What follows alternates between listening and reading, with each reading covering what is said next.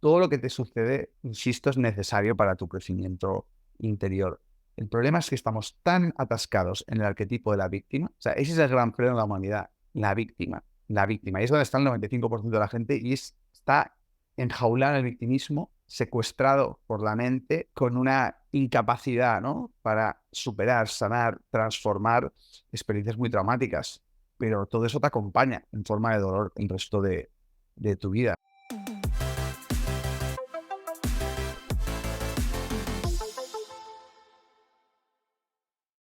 Bienvenido al podcast, Borja. ¿Qué tal, Ángel? Encantado. Borja, hoy tengo planeado hablar contigo sobre muchas cosas, sobre autoconocimiento, sobre espiritualidad, sobre educación y sobre unas cuantas cosas más. Pero antes de eso, quiero preguntarte por algo que escuché en una entrevista que te hicieron recientemente y que me llamó mucho la atención, que es que en un futuro próximo te gustaría llenar teatros haciendo monólogos de humor. ¿Es cierto esto? ¿Va en serio esto de los monólogos? Sí, la verdad que sí, Ángel. No sé tú, ¿no? Pero también como emprendedor que eres, cómo tomas decisiones acerca de los proyectos que inicias, ¿no? Pero en mi caso, siempre me dejo llevar por la intuición y una pulsión interna irrefrenable, llena de dicha, de ilusión, de entusiasmo, ¿no? Que te dice, es por ahí, ¿no? Y que muchas veces, pues dices, por ahí, vols dir, y sí, sí. Entonces, no sé, todo empezó cuando hace muchos años, supongo que como todos, pues en Netflix empiezas a ver algún monólogo de humor. A mí me gustan mucho los monologuistas americanos y de pronto sentí, ¿no? Sentí ahí el fuego interno y sí, sí, me encantaría. El humor siempre ha estado presente en mi vida, el humor siempre ha estado presente en mis filosofadas y en las charlas que doy, pero ahora quiero hacer algo como muy, muy directo, de reírme de mí mismo, de reírnos de la condición humana y que, por supuesto, la gente se lleve a una reflexión, pero que el protagonista sea la risa y el humor. Pues nada, estaremos muy atentos a tu estreno como monologuista, no sé, en el Barcelona Comedy Club o en el Teatre Coliseum, quién sabe, dónde harás esa primera actuación, pero estaremos muy atentos para no perdérnosla.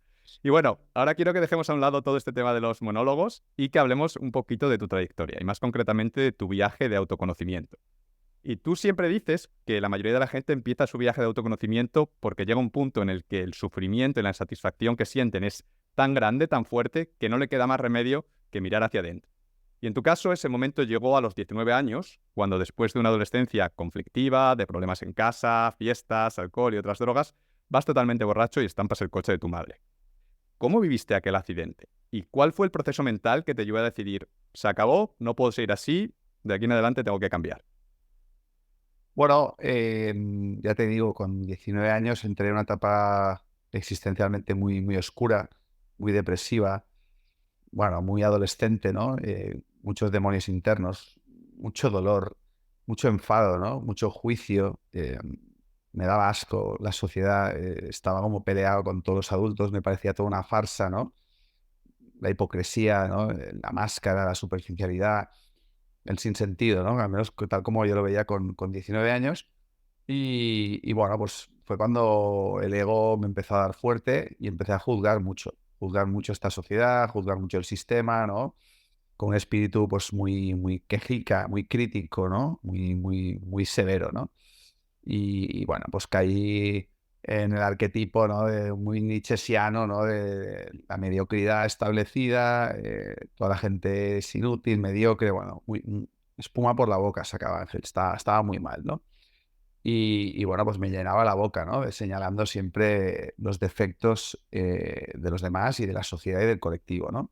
Y en un momento dado, pues cuando uno está tan mal consigo mismo y encima vive en la inconsciencia y yo qué sé, sufre tanto, pues es un cóctel Molotov para el fracaso existencial, ¿no? Entonces una noche, pues salimos de fiesta con mis colegas de entonces, con 19 años, y supuestamente me tocaba conducir a mí y acabé yo, pues bebiendo igual o más que mis amigos en esa inconsciencia heavy y nada, acabé cogiendo el coche, volviendo a las 6 de la mañana de la discoteca de turno y bueno, pues es que es tremendo, es que lo cuento ahora y digo, madre mía, música a tope, 6 de la mañana, todos borrachos con el coche, y de repente entró en una rotonda, me acuerdo, por Mataró las afueras de Barcelona y bueno, cojo la rotonda a una velocidad pues demasiado elevada y nada, no soy capaz de hacer la rotonda y entonces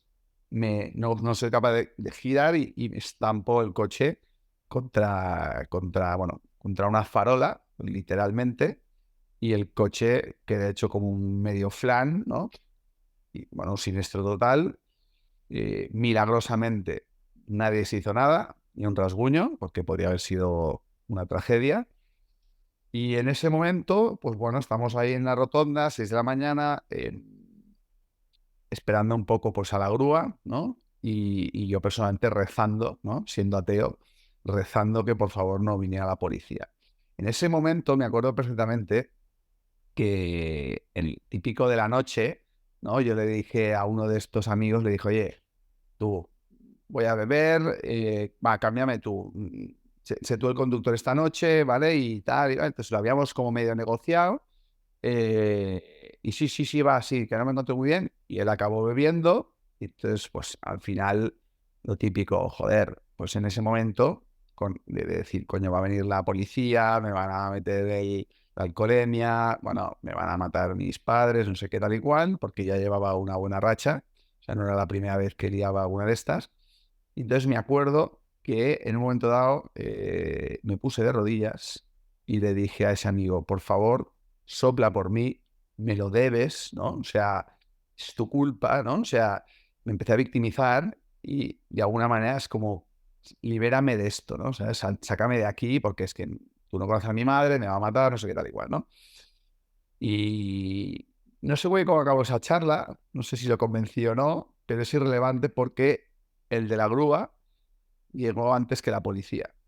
Con lo cual, de alguna manera, me liberé de las consecuencias de mis actos. Y llegó el de la grúa, íbamos el coche al taller, evidentemente me cayó de atún y estuve financiando el nuevo coche durante muchos años, trabajando de muchas cosas para pagarlo, pero la policía no llegó, ¿no? Pero esa experiencia tuvo un clic en mi conciencia porque de repente me vi desde fuera suplicándole a mi primo, no sé qué, quejándome, victimizándome, actuando pues en la mediocridad, tal como yo había señalado durante mucho tiempo al resto del colectivo, ¿no? Entonces, en aquel momento me di cuenta de que yo era un ser humano igual de mediocre y que frente al conflicto de intereses y frente a un resultado, pues como el que estoy comentando, insatisfactorio, actuaba de la misma manera, ¿no? Y eso para mí fue como la gota que colmó el vaso. Eso fue para mí tocar fondo, porque de pronto dije, hostia, lo que le daba sentido un poco a mi identidad era sentirme como cierta superioridad moral, ¿no? De que yo jamás actuaría de estas maneras y va, y no. Y soy el mismo animal asustado y actúo de la misma manera, ¿no? Y entonces ahí fue como toqué fondo definitivamente, después de muchas cosas que había vivido, y ahí surgió un compromiso existencial, un poco también inspirado por Nietzsche, ¿no? El camino del hombre superior, ¿no? De decir, hostia, ese superhombre, ¿no? De superarse a sí mismo, de mejorar, de crecer, de evolucionar y bueno, pues dejar de beber, dejar de drogarme, dejar de hacer muchas cosas nocivas que me están intoxicando y empezar, pues eso, a escribir, empezar, ostras, pues realmente a confrontarme a mí mismo, ¿no? En vez de juzgar tanto a lo de fuera.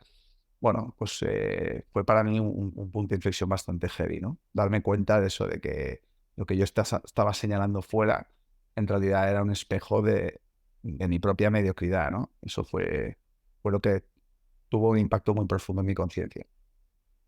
Ahí después de tocar fondo y de decidir que no puedes seguir así es cuando empiezas, digamos, tu búsqueda, tu viaje, pero en vez de pedir ayuda o de ir a terapia, que imagino que ese ha sido el paso que hubiese dado la mayoría de la gente en una situación así, de, bueno, voy a intentar cambiar, voy a ver que alguien me eche una mano y demás, lo que haces es ponerte a leer libros, libros de filosofía, de psicología, de autoayuda, escribir y también te vas de voluntario a Lourdes, luego a una ONG a Nicaragua y luego también a la India.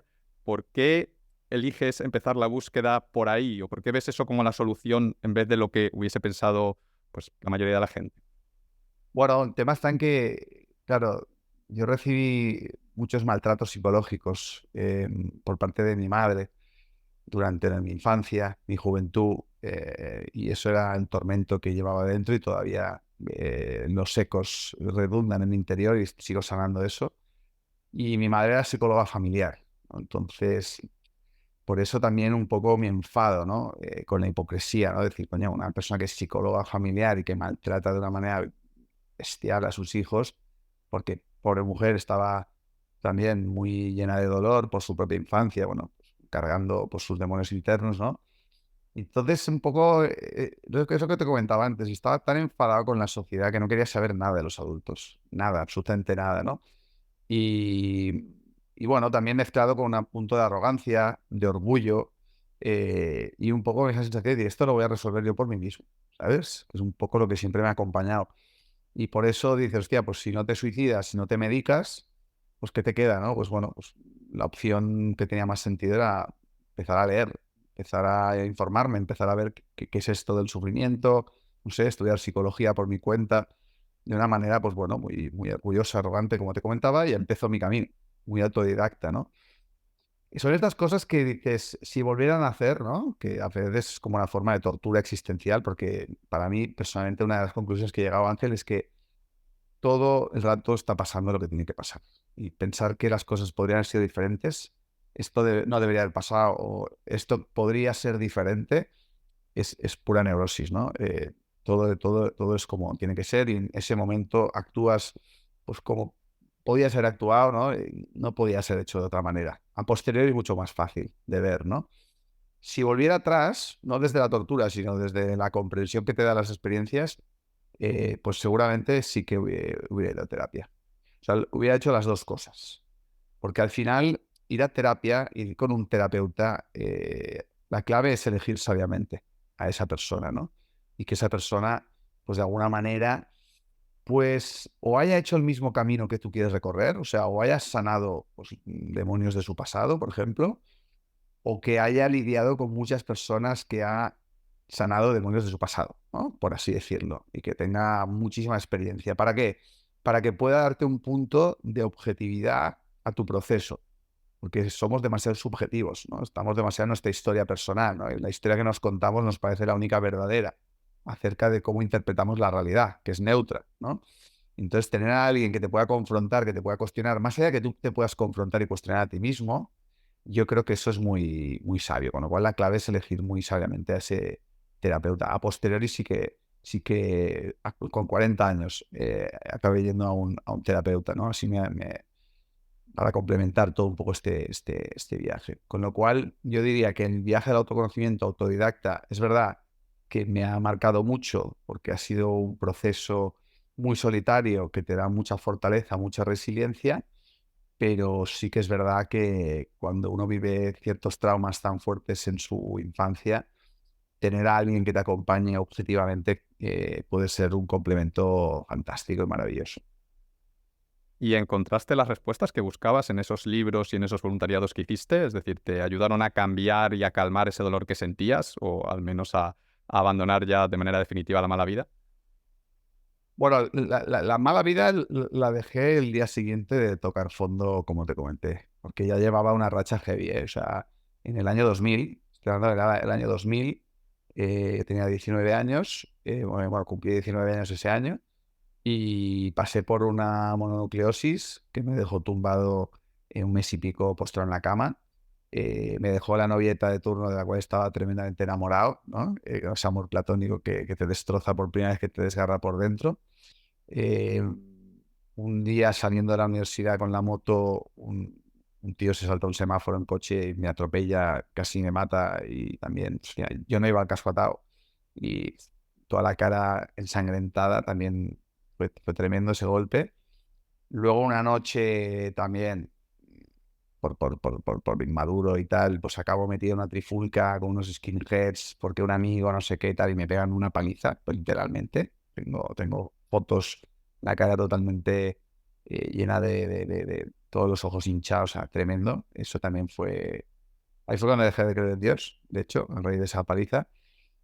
Y luego ya, como colofón, pues lo que te contaba, ¿no? O sea, este accidente de coche, todo esto fue en un lapso de 6 meses, ¿no? Y ya te digo, ahí fue cuando definitivamente toqué fondo, pero todo esto en un contexto emocional de depresión, de ansiedad, de vacío, de angustia, de desconexión profunda de la vida y de enfado total con la sociedad, ¿no? por, insisto, esos demonios internos que arrastraba de mi infancia y mi propia neurosis, mi propia inconsciencia, ¿no? Y no saber lo que me estaba pasando, no saber lo que era el ego. Claro, aquel año 2000 no había internet, no había ningún tipo de educación emocional, no había una industria de desarrollo personal, habían 4 hierbas esotéricos por ahí, pero no era como hoy, ¿no? Estaba todo mucho más tapado, ¿no? Y entonces, bueno, cuando empecé a leer, cuando empecé mi viaje en solitario, la ansiedad, el vacío, la angustia siguieron, me acompañaron, ¿no? Y de hecho empecé mucho a leer autores existencialistas, como Nietzsche, Sartre, Camus. De hecho, en mi cuarto tenía un póster que era de Nietzsche que ponía: tu prójimo es una mosca venenosa, y Sartre: el infierno son los demás. O sea, esto era mi... O sea, estaba muy, muy, muy enfadado con todo, ¿no? Seguía muy enfadado con todo. Y entonces, finalmente, aparece el eneagrama con 24 años, que para mí eso es un punto de inflexión, porque es como la primera vez que me abro un poco a una herramienta un poco que hace de puente entre la psicología y la espiritualidad, entre Occidente y Oriente, ¿no? Es un enfoque, pues, diferencial a lo que había leído hasta entonces, que era como muy racional, muy occidental. Y con 25 años sí que es verdad que tengo un despertar. Ahí sí que empiezo a experimentar paz, y ahí sí que siento que empieza verdaderamente el viaje de sanación. Y luego, por otro lado, los viajes que hice de mochilero, de ONG y demás, sí que me ayudaron mucho a tomar perspectiva de, vamos, de lo profundamente privilegiado que era, porque cuando sales de tu burbujita y te vas a países donde la gente está en la miseria más absoluta, de repente tu capacidad de relativizar y darte cuenta de decir: oye, es que los problemas que tenemos en general, muchos de los habitantes de Occidente, no son problemas como tal, ¿no? Simplemente el problema que tenemos es un exceso de ego, y ese egocentrismo nos lleva al victimismo, el victimismo nos lleva a reaccionar, la reacción nos lleva al sufrimiento, y al final, pues bueno, estamos en una cultura medicada, depresiva y tal y cual, pero son problemas existenciales cuya solución está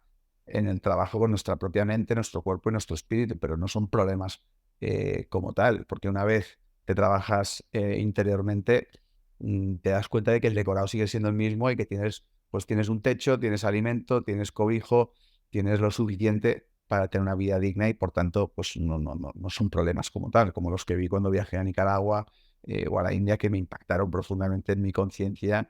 Y creo que en aquel momento, claro, al volver, todavía volví con más odio a la sociedad, porque decía: joder, materialismo, consumismo, pero ¿qué es esto? ¿Cómo vive la gente y tal? Claro, por tu propia neurosis, ¿no? Y eso hacía que todavía me aislara más, hasta el punto de que en un momento dado, bueno, pues en esa etapa, 19, 20 años, rompí con todo, rompí con mi entorno social, me quedé solo por voluntad propia, o sea, no quería saber nada de nadie. Estaba tan peleado con todo el mundo que de forma radical pues me aislé completamente de la sociedad, ¿no? Luego te preguntaré un poquito más por el tema del eneagrama y de este despertar espiritual que tuviste, pero ahora quiero preguntarte por otra cosa importante que ocurre después de tocar fondo a los 19, que es que empiezas a escribir, ¿no? Antes lo mencionabas, y empiezas a escribir pues, sobre ese año, sobre lo que estabas viviendo, sobre esa etapa tan difícil, y cuando empiezas a escribir enseguida te das cuenta de que eso es lo tuyo, ¿no? De que tú has nacido para eso, hasta el punto de que te metes a estudiar periodismo e incluso vas a tu padre, que viene de una familia de abogados de varias generaciones, le dices: papá, yo no voy a ser abogado, yo voy a ser escritor. ¿Cómo te das cuenta de que lo tuyo es escribir? Es decir, ¿cómo lo ves o lo sientes tan claro? Sí, bueno, claro, tú piensas que en ese contexto que te cuento, pues la sensación interna y el estigma que yo tenía y la etiqueta que todo el mundo me ponía en mi entorno es que Borja es un bala perdida, Borja es un gamberro, Borja no sirve para nada, Borja no va a ningún lugar, ya sabemos todos dónde va a acabar Borja, ¿no? Debajo de un puente.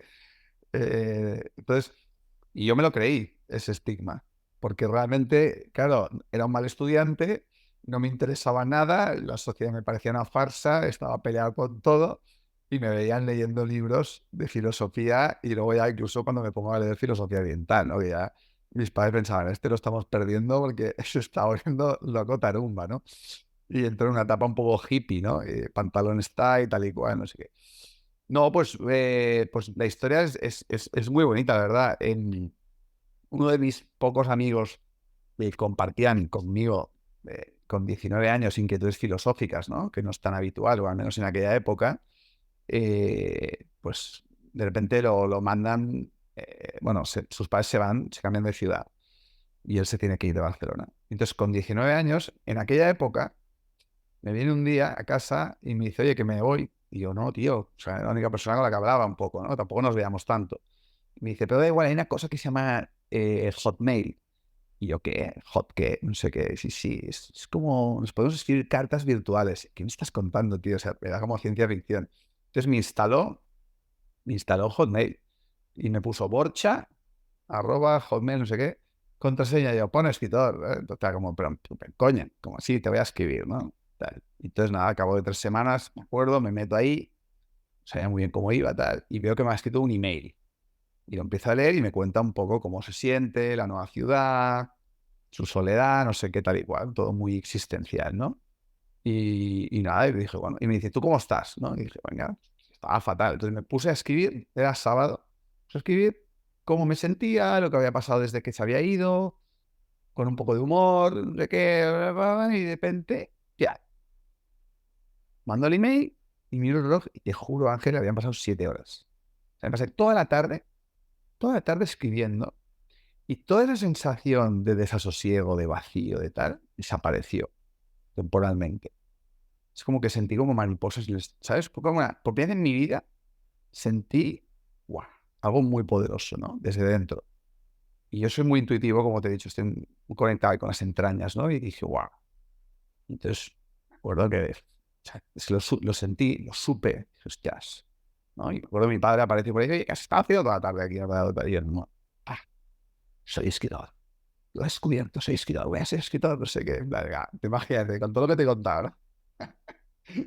Soy padre abogado mercantil, ¿no?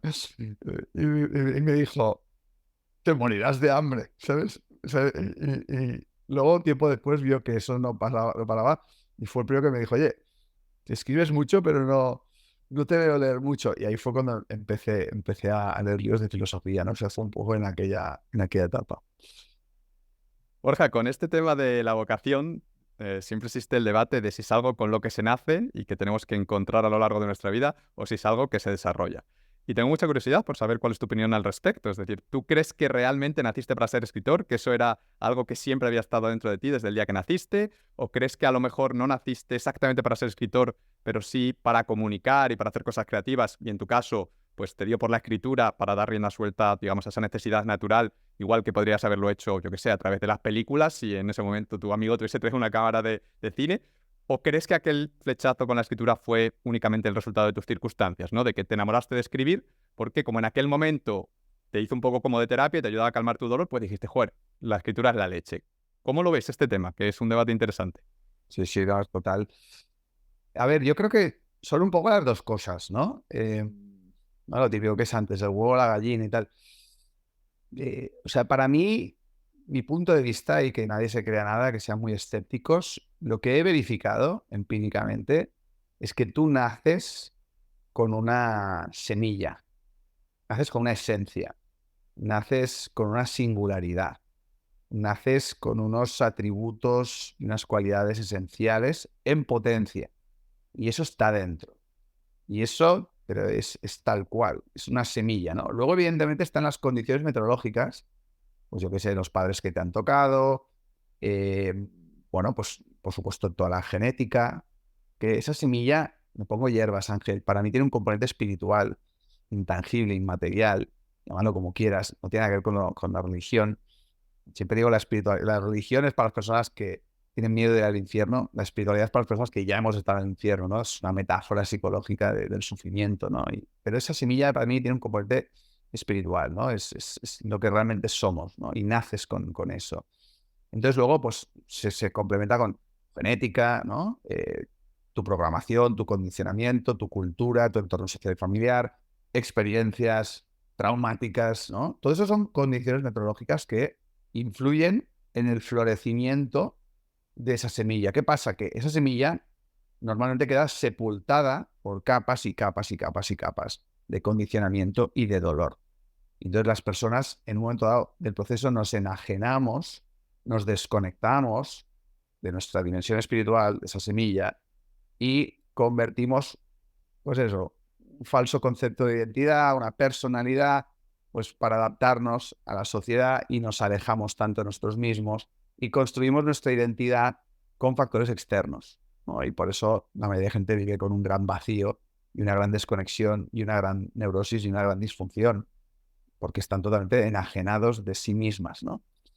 En la vida todo el rato te está dando las experiencias necesarias para ir desmontando ese personaje, ir sanando esos traumas, ir pelando capas y capas de la cebolla para reconectar con la semilla y que tú seas quien verdaderamente eres, ¿no?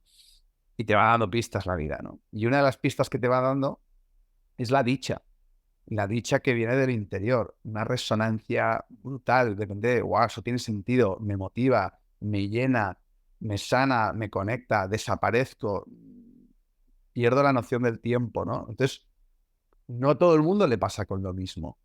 Por eso es muy interesante lo que planteabas. Si me hubieran dado una cámara de fotos, cosa que he tenido muchas veces en mis manos, a mí la fotografía no me dice nada, no me, no me motiva nada. O sea, yo, pues la foto es algo funcional, ¿no? Hijo, sonríe y tal, pero ves gente cuando su pasión es la fotografía, ¿sabes? Está ahí 10 minutos, el ángulo, no sé qué, se compra la cámara, investiga, lee. Esa pasión tú no has elegido. Lo que te interesa tú no lo eliges. Lo que te motiva tú no lo eliges. Lo que te resuena tú no lo eliges, ¿no? Cuando antes te decía lo de los monólogos de humor, no lo elijo. O sea, mucha gente ve un monólogo de Netflix, se ríe, pero yo veo un monólogo de Netflix y me siento en el teatro dando ese monólogo, ¿no? Entonces, creo que hay que estar muy atento a eso, ¿no? Entonces, lo que sentí escribiendo solo me ha pasado hablando en público. Con lo cual, escribir, hablar en público, ¿no? Ostras, es algo que de alguna manera, cuando lo hago, me siento tan en paz, tan realizado y siento tal dicha y me sana tanto y me conecta tanto, que de alguna manera, ostras, es como una recompensa o un premio existencial que la vida te da cuando haces algo que supuestamente tiene que ver con tu propósito, de decir, oye, porque si no, ¿por qué me siento tan bien? En cambio, no me siento tan bien haciendo el resto de cosas que hace todo el mundo. Y otras personas les hace sentir bien otras cuestiones, ya me entiendes, ¿no? Con lo cual ahí hay un componente intrínseco que te motiva, que te anima a seguir haciéndolo, ¿no? Entonces, en mi caso va por ahí. Entonces luego dices, vale, escribir y hablar en público, vale, pero no me pasa cuando escribo sobre coches o cuando hablo en público sobre ventas. No me puede interesar lo más mínimo. Entonces, claro, vas viendo que cuando, en mi caso, escribes y hablas en público sobre autoconocimiento, espiritualidad, inspirar, cuestionar, ahí sucede la magia, ¿no? Con lo cual yo creo que el tema es ir probando, ir descubriendo, y yo creo que algún día las escuelas serán lugares donde los niños podrán experimentar, explorar, para que cada uno vaya descubriendo lo que le resuena, lo que le interesa, lo que le gusta, lo que le conecta, lo que le permite estar en su elemento, que decía Sir Ken Robinson, ¿no? Para manifestar realmente su singularidad. ¿Quiénes son verdaderamente? Ahora estamos hablando del hacer. Luego, por supuesto, hablaríamos del ser, ¿no? Con lo cual, yo creo que naces, absolutamente, naces, y luego, pues evidentemente, las experiencias de vida pues, lo vas haciendo y luego ya lo vas descubriendo y ojalá que eso, esa semilla, se convierta en un fruto que tú entregues a los demás, que tú entregues a la vida, ¿no? Para mí eso es la clave. Borja, empiezas a escribir, te matriculas en periodismo y en 2003 te licencias en periodismo por la Universidad Internacional de Cataluña y de ahí te vas a Madrid a hacer el máster en periodismo del periódico El País.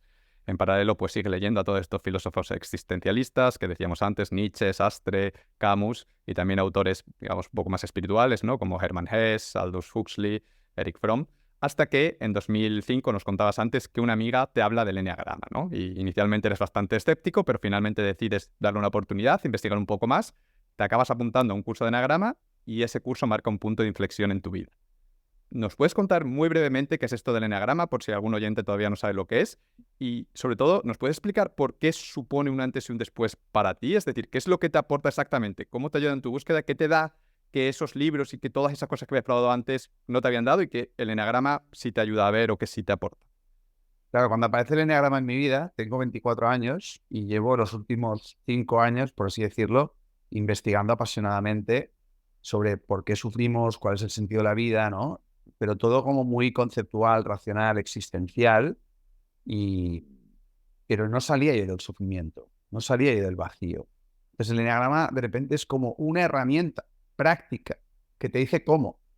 Los otros señalaban el qué, ¿no? Sí, el vacío, la angustia existencial, la enajenación, ¿no? La propaganda del sistema tal y cual. Sí, sí, vale. El diagnóstico está claro, ¿vale? O sea, hay un componente de enfermedad mental, hay un componente de desconexión espiritual, si quieres, perfecto, pero y sí, el autoconocimiento, ya, pero ¿cómo? Entonces aparece el eneagrama. Claro, la palabra eneagrama, que en griego significa 9 líneas, y lo ves con el símbolo, que parece sectario, satánico, pues claro, al principio es normal que se te despierten muchos prejuicios y más para la mente occidental, ¿no? Además también que, bueno, pues voy a la sección de autoayuda por primera vez en mi vida, y cojo un libro de eneagrama, portada con el símbolo rosa, o sea, y pido a la cajera que lo envuelva, que es para regalar a un amigo mío. O sea, me daba vergüenza que me dieran ahí porque, claro, llevaba 5 años leyendo a filósofos existenciales y tal, y es como tal, ¿no? Y cuando llego a casa, pues empiezo a leer el libro con curiosidad y a flipar. Te explica lo que es el ego, lo que es el ser, te explica lo que es la mente, los pensamientos, las creencias, la relación con las emociones. Es como, tía, el enneagrama a mí me ayudó a entender un poco cómo funciona cómo funciona el ser humano, es como pones el foco dentro de ti y, vale, hay una herida por aquí y, vale, y las reacciones, ¿no? El lado oscuro, ¿no? Y de repente cuando llego a mi eneatipo, describe 9 tipos de personalidad, 9 eneatipos, 9 modelos mentales, 9 estilos psicológicos, a grandes rasgos, son arquetipos, y cada uno de estos eneatipos pues te hace una radiografía a grandes rasgos, pero bastante fiel, del lado oscuro y del lado luminoso, ¿no? Y te sirve pues un poco pues para hacer consciente tu inconsciencia, para entender cómo funcionas por dentro y gestionarte mejor y salir de ti y entender cómo funcionan los demás. Y la clava, o sea, lo fuerte es que la clava. Yo ya lo he verificado empíricamente, o sea, he estado 18 años compartiendo el diagrama para más de 75.000 personas y lo he verificado. No tengo una muestra suficientemente grande para decir que el eneagrama para mí es ciencia, ¿no? O sea, es que funciona, ¿no? Y bueno, pues cuando descubrí mi eneatipo, fue como una bofetada tremenda a mi ignorancia. Entendí muchas cosas. Empecé a entender muchas cosas de mi sufrimiento y tal. Y sobre todo, por primera vez me sacó del arquetipo de la víctima. Porque digo, sí, hay una realidad, sí, los demás, sí, lo que este ha hecho, sí, tal. Pero lo importante es, ¿y tú cómo lo has vivido? ¿Y tú cómo lo has interpretado? ¿Y tú cómo has reaccionado? ¿Qué dice de ti estas experiencias? ¿Qué llevabas tú dentro? ¿Qué has sacado dentro de ti este estímulo externo? Nosotros nos quejamos de los estímulos externos, pero a mí el Enneagrama me ayudó a entender que, ostras, sí, sí, esto que ha pasado, podemos juzgarlo si quieres, pero es que mírate por dentro cómo estabas antes de que pasaba eso. Ya, bueno, pues que en mi infancia, bueno, claro, pues que empiezas a entender a tu madre. Esto, claro, es que, claro, esta mujer, no sé qué tal. Esa comprensión, ¿no? Te lleva a la compasión, te lleva al perdón, te lleva al amor, ¿no? Y bueno, pues para mí fue un gran punto de inflexión y sobre todo, como comentabas, ¿no? En aquella etapa ya estaba coqueteando con autores occidentales que de alguna manera señalaban la filosofía oriental, ¿no? Como un camino donde encontrar la verdadera sanación, cosa que en Occidente está muy todavía demonizado, ¿no? La espiritualidad laica. Y el eneagrama pues ya fue algo irrefutable, porque cuando empiezas a entender lo que es el ego, que es una construcción artificial, ficticia, creada con pensamientos y con creencias a través de la mente y el lenguaje, es todo ilusorio. Claro, cuando tú extirpas a través del silencio, la meditación y el ego pues, se desvanece temporalmente, ¿qué te queda? Pues el ser, la esencia, el espíritu, la consciencia, la presencia, llámalo como quieras, ¿no? Y todo esto es laico, o sea, no tiene nada que ver con la religión. Entonces ahí claro, se abre una puerta y decir, ostras, vamos a explorar la espiritualidad, ¿no? Y ahí inevitablemente tienes que, con humildad, como occidental, tienes que entrar en Oriente, tienes que entrar en la filosofía oriental, que es verdad que ha habido espiritualidad en el cristianismo primitivo, el maestro Eckhart, siglo XII, por supuesto, siempre ha habido movimientos místicos por todas partes, pero del mismo modo que Occidente ha conquistado la materia y la tecnología, Oriente han profundizado durante muchísimos más miles de años en el ser. en el interior, ¿no? Y ahí es donde yo creo que con humildad hemos de mirar los occidentales, porque el nivel de enfermedad mental que tenemos aquí, la causa es la profunda desconexión con nuestra dimensión espiritual. Y ahí me zambullí también, ¿no? Empecé mi camino a investigar, a hacer un estudio comparado de todas las religiones, de todas las tradiciones filosóficas,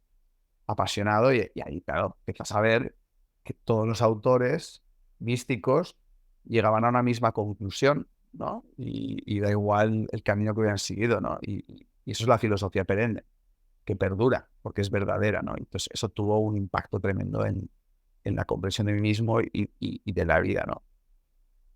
Decías antes, Borja, que la clave del eneagrama fue que te dio el cómo, ¿no? Que es un poco lo que te faltaba, que sabías el qué, pero te faltaba el cómo.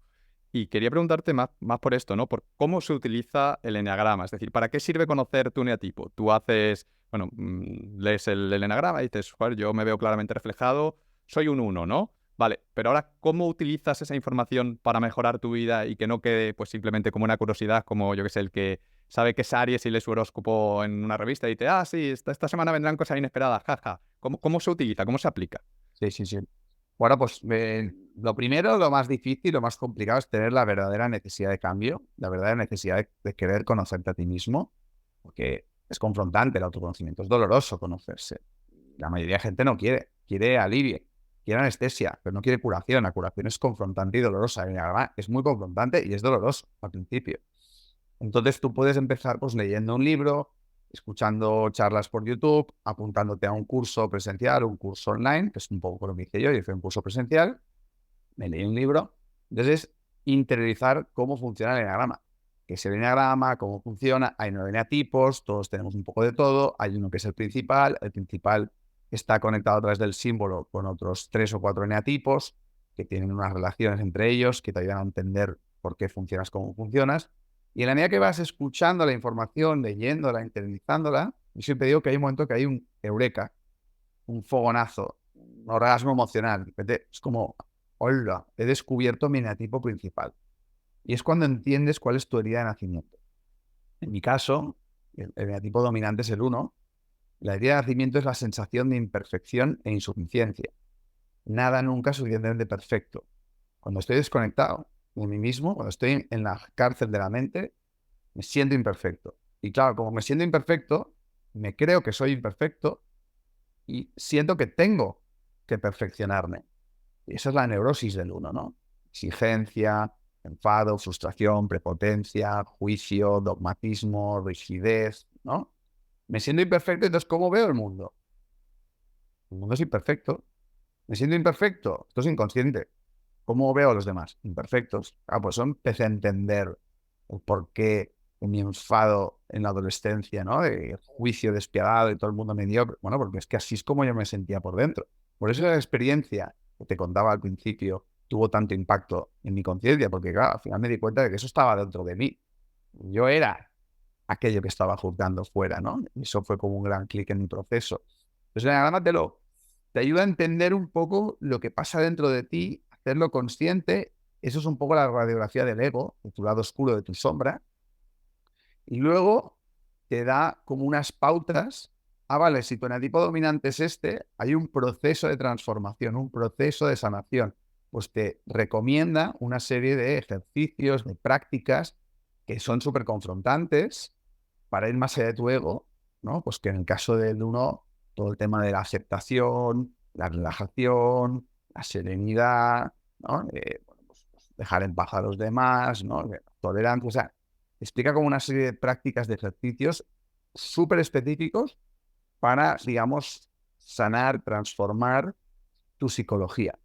Y de ahí surgen de forma natural unas cualidades, unas fortalezas esenciales relacionadas con la conciencia, con la presencia, con el bienestar verdadero, ¿no?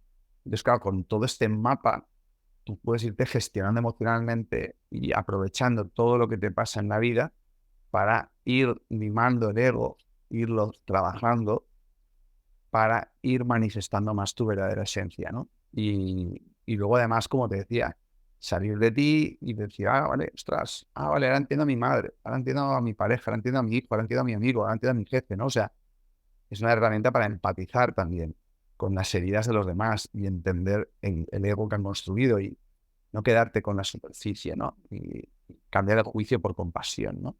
Con lo cual yo creo que es una herramienta bestial para empezar el viaje y sé que algún día se enseñará a las escuelas porque es muy útil. Y lo pueden, mis hijos tienen 9 y 11 años y ya conocen su enatipo, conocen el enagrama. O sea, es muy fácil, es muy útil, es muy práctica, ¿no? Y, y luego que aparte da mucho juego, ¿no? Porque da mucha complicidad entre las personas, ¿no? Además que hay muchos prejuicios, cuando no se conoce, cuando te metes dentro, te das cuenta de que realmente se vive con mucha más flexibilidad de lo que parece desde fuera, ¿no? Y ya una última pregunta sobre el tema del enagrama antes de pasar a otra cosa. ¿Cuáles son los límites del enagrama? Es decir, porque si tú eres una persona, pues eso, muy cabrada con el mundo, como decías, un uno, como que veo muy fácil justificar ese comportamiento diciendo, joder, que yo soy un uno, no puedo hacer nada, yo soy así, he nacido así, entonces tengo que estar siempre cabreado, ¿no? Cuando a lo mejor lo que deberías hacer es trabajar esa parte de ti y a lo mejor minimizarlo, aprender a cabrearte menos, ¿no? Y también como que lo veo un poco peligroso a la hora de tomar decisiones importantes, ¿no? Pues yo que sé, a qué dedicarte o qué pareja elegir, ¿no? Porque a lo mejor, en primer lugar, te has equivocado a la hora de identificarte un tipo, tú piensas que eres uno y eres otro, y luego dices, pues yo qué sé, mi enatipo es muy cerebral y conoces a una chica que es muy creativa, lo opuesto a ti, dices, no, pues es que esa chica no, porque la dejo, porque esto no puede funcionar, porque yo soy de esta manera y ella de otra, ¿no? Entonces, ¿hasta qué punto define tu enatipo quién eres como persona y hasta qué punto debes tomar esa información como cierta y sobre todo usarla para tomar decisiones importantes? ¿Dónde están los límites? Antes de que Borja responda a la pregunta, quiero comentarte rápidamente que tengo un curso llamado Mi Sistema Operativo en el que he recopilado los 25 modelos mentales que más me han ayudado a lo largo de mi vida. Básicamente, lo que he hecho ha sido condensar cientos de horas de aprendizajes, de experiencias y de entrevistas a personas top como Borja en 25 modelos mentales que puedes empezar a aplicar desde hoy mismo y que te ayudarán a crear una vida a tu medida. Como oyente del podcast, me gustaría regalarte una lección de este curso en la que explico uno de mis modelos mentales favoritos. Si estás interesado, tienes el enlace para verla totalmente gratis en la descripción. Y ahora sí, volvamos a la entrevista con el gran Borja Vilaseca. ¿Hasta qué punto define tu enatipo quién eres como persona y hasta qué punto debes tomar esa información como cierta y sobre todo usarla para tomar decisiones importantes? ¿Dónde están los límites? Muy buena pregunta. Mira, el enagrama tuvo tan impacto en mi vida y que ya te digo, lo conocí con 24 años, con 25 me puse a dar cursos de enagrama para compartir la herramienta y además ahí fue cuando dije, ostras, esa pulsión comunicativa, ya sé hacia qué dirección dirigirla, que es hacia democratizar el autoconocimiento, ¿no? Ahí fue cuando empezó mi camino realmente emprendedor y vocacional hacia los demás. Y con 28 años publicó Encantado de conocerme, que es el primer libro de enagrama que escribo. Pero estas inquietudes que reflejas, que son muy interesantes, las he publicado en un nuevo libro y casi 18 años después, que se llama Tú eres lo único que falta en tu vida, que es como para mí el libro más completo que he escrito hasta ahora de enagrama. Y ahí en ese libro hablo de las 11 formas en las que corrompemos el enagrama. Porque el enagrama es una herramienta y como tal es neutra. Tú tienes un cuchillo y lo puedes utilizar para cortar pan o puedes apuñalar a alguien, ¿no? Pero el cuchillo es inocente, es una herramienta. Lo importante es lo que tú haces con la herramienta. El enagrama igual. El enagrama es una herramienta y como tal es inocente. El tema es el uso y cómo corrompemos el uso del enagrama por nuestra ignorancia, ¿no? Entonces, sí que es verdad que hay personas que mal utilizan esta herramienta, ¿no? Como soy un uno, juzgo, ¿no? Se perpetúan en su neurosis, ¿no? O etiqueto, ¿no? Es que todos los 5, no sé qué. O no, yo es que a mí me conviene un 7 y los 12 no puedo. Claro, esos son los prejuicios que tiene el enagrama. Pero no por el enagrama, sino por cómo mal utilizamos la herramienta cuando la utilizamos inconscientemente y no con sabiduría, ¿no? Entonces, el enagrama al final describe 9 tipos de personalidad, pone el foco en la herida de nacimiento, la construcción del ego y bueno, pues te habla un poco de cuestiones que hemos ido comentando para hacerte consciente. Ahora, tú no eres tu eneatipo. Lo que tú eres es indefinible, porque lo que tú eres verdaderamente está más allá del lenguaje. Entonces, el enagrama sí que es verdad que otra de las grandes críticas que se les hace es el etiquetaje, ¿no? Te encierran en una caja. Pero eso es un mal uso, porque tú ya estás encerrado en una caja. Estás encerrado en una jaula, que es la mente. Y el ego, el egocentrismo, el victimismo, la reactividad, ¿no? Siempre reaccionando de la misma manera frente a estímulos externos, eso es un encarcelamiento psicológico. El enagrama te muestra la cárcel donde estás metido y alguna vez te da la llave para salir, porque la única manera de salir es salir de la propia mente. Por eso el enfoque de puente entre psicología y espiritualidad, ¿no? Y te habla de las prácticas que te pueden ayudarte a salir de eso. Entonces, cuando tú sales de ese encarcelamiento, te das cuenta de que tú eres mucho más que tu personalidad. Y por tanto, ninguna herramienta, ni siquiera el eneagrama, puede definirte. Tú no eres el eneatipo. Tú eres el ser, la esencia, la presencia, la consciencia, que es capaz de observar todo eso desde fuera, ¿no? Pero bueno, aquí ya nos remitimos a experiencias más con esa dimensión espiritual, ¿no? Que está más allá del lenguaje. Todo esto, claro, hay que vivirlo. No te lo puede aportar una mera comprensión intelectual. Comprensión intelectual para mí es el punto de partida para que esos conceptos vayan germinando en ti y te motiven a zambullirte en el silencio, en la meditación, en esas experiencias trascendentes, místicas, que te sirven para salir de la propia mente, ¿no? Y el eneagrama en ese sentido, pues creo que aporta mucho. Sí, eso es un poco lo que te pasó a ti, ¿no? Que el eneagrama fue el puente que te llevó ya de lleno a sumergirte en todo el tema más de espiritualidad. Y al poco tiempo de descubrirlo, empiezas pues eso, a sumergirte, practicar yoga, meditar, respirar conscientemente, comer más sano, a interesarte por la filosofía oriental. Y una noche, el 19 de marzo de 2006, leyendo al filósofo colombiano Gerardo Schmedling, tienes una experiencia mística que cambia por completo tu manera de ver y comprender la vida. ¿Qué fue lo que pasó? Bueno, pues en ese contexto, claro, ya tengo 25 años, bueno, el eneagrama lo tengo bastante interiorizado, pero sigo con mi ego, sigo muy enfadado, sigo todavía en ese proceso angustioso y demás, muy peleado todavía con mi madre. Y me acuerdo que una noche, pues discutimos, ¿no? Y demás, me metí en mi cuarto totalmente enfadado, con mucha ira y demás. Y yo tenía un texto que me había impreso, se llamaba La aceptología, de Gerardo Smelling, la ciencia que te libera del sufrimiento, para aquellos que no necesitan sufrir más, ¿no? Y esa noche, pues mira, decidí empezar a leerlo, ¿no? Y me confrontó muchísimo, ¿no? Era un texto que hablaba un poco del funcionamiento de la vida, de la realidad, leyes y principios que gobiernan, ¿no? Procesos pedagógicos de la existencia y demás. Y al principio, pues bueno, como persona con una mentalidad occidental, pues me confrontaba mucho. Pero bueno, el texto me fue calmando, o sea, me fue serenando hasta un punto que, no sé, igual llevaba casi 2 horas leyendo, porque me acuerdo que empecé muy tarde, creo que eran las 12 de la noche cuando empecé a leerlo, y de pronto desaparecí. Desapareció Borja Vilaseca, desapareció el yo, desapareció el ego. Y no había nadie, no había nada, solo había dicha, ¿no? Y era una experiencia sin experimentador, ¿no? Y, ostras, y por primera vez en mi vida experimenté paz. Pero no había nadie que experimentara paz, solamente había paz. Y una sensación de conexión profunda, ¿no? Y de unidad y una cosa que no sabía ni lo que estaba experimentando. Me fui a dormir y tuve un sueño lúcido. O sea, era consciente en el sueño de que estaba durmiendo y soñando, ¿no? Y me quedé en ese estado alterado de conciencia durante 1 mes y medio, imperturbable, en una ataraxia, ¿no? Sensación. Y luego poco a poco ese estado se fue desvaneciendo, ¿no? Sincrónicamente, durante ese estado de conciencia, en mi mesilla de noche tenía un libro que se llama Más allá del ego, que era sobre psicología transpersonal. Transpersonal porque va más allá de la persona, va más allá del ego. Y recuerdo leer un capítulo de un autor que hablaba de los estados alterados de conciencia. O sea, estando en un estado alterado de conciencia, entendí conceptualmente por primera vez lo que era un estado alterado de conciencia y entendí con H intercalada lo que me estaba pasando. Y todo eso en un marco que justamente estaba como muy receptivo, pues a experimentar, ¿no? Eso que muchos autores señalaban sobre lo que era tu verdadera identidad, ¿no? Que es transconceptual, que era pura conciencia, ¿no? Y bueno, pues eso sin duda creo que ha sido el gran punto de inflexión en mi vida. Todo empezó con 19 años cuando tocó fondo, con 24 conozco el eneagrama y con 25 viene esta experiencia. Meses después es cuando empiezo a impartir cursos. Es cuando digo, hostia, madre mía, o sea, todo esto que me ha pasado a mí, que yo estaba fatal conmigo mismo, súper pseudoescéptico, ¿no? Todas estas historias, bueno, dejé de ser ateo, ¿no? Reconecté, ¿verdad? Que no es que crean Dios, es que lo he experimentado, ¿verdad? Fue una experiencia irrefutable, ¿no?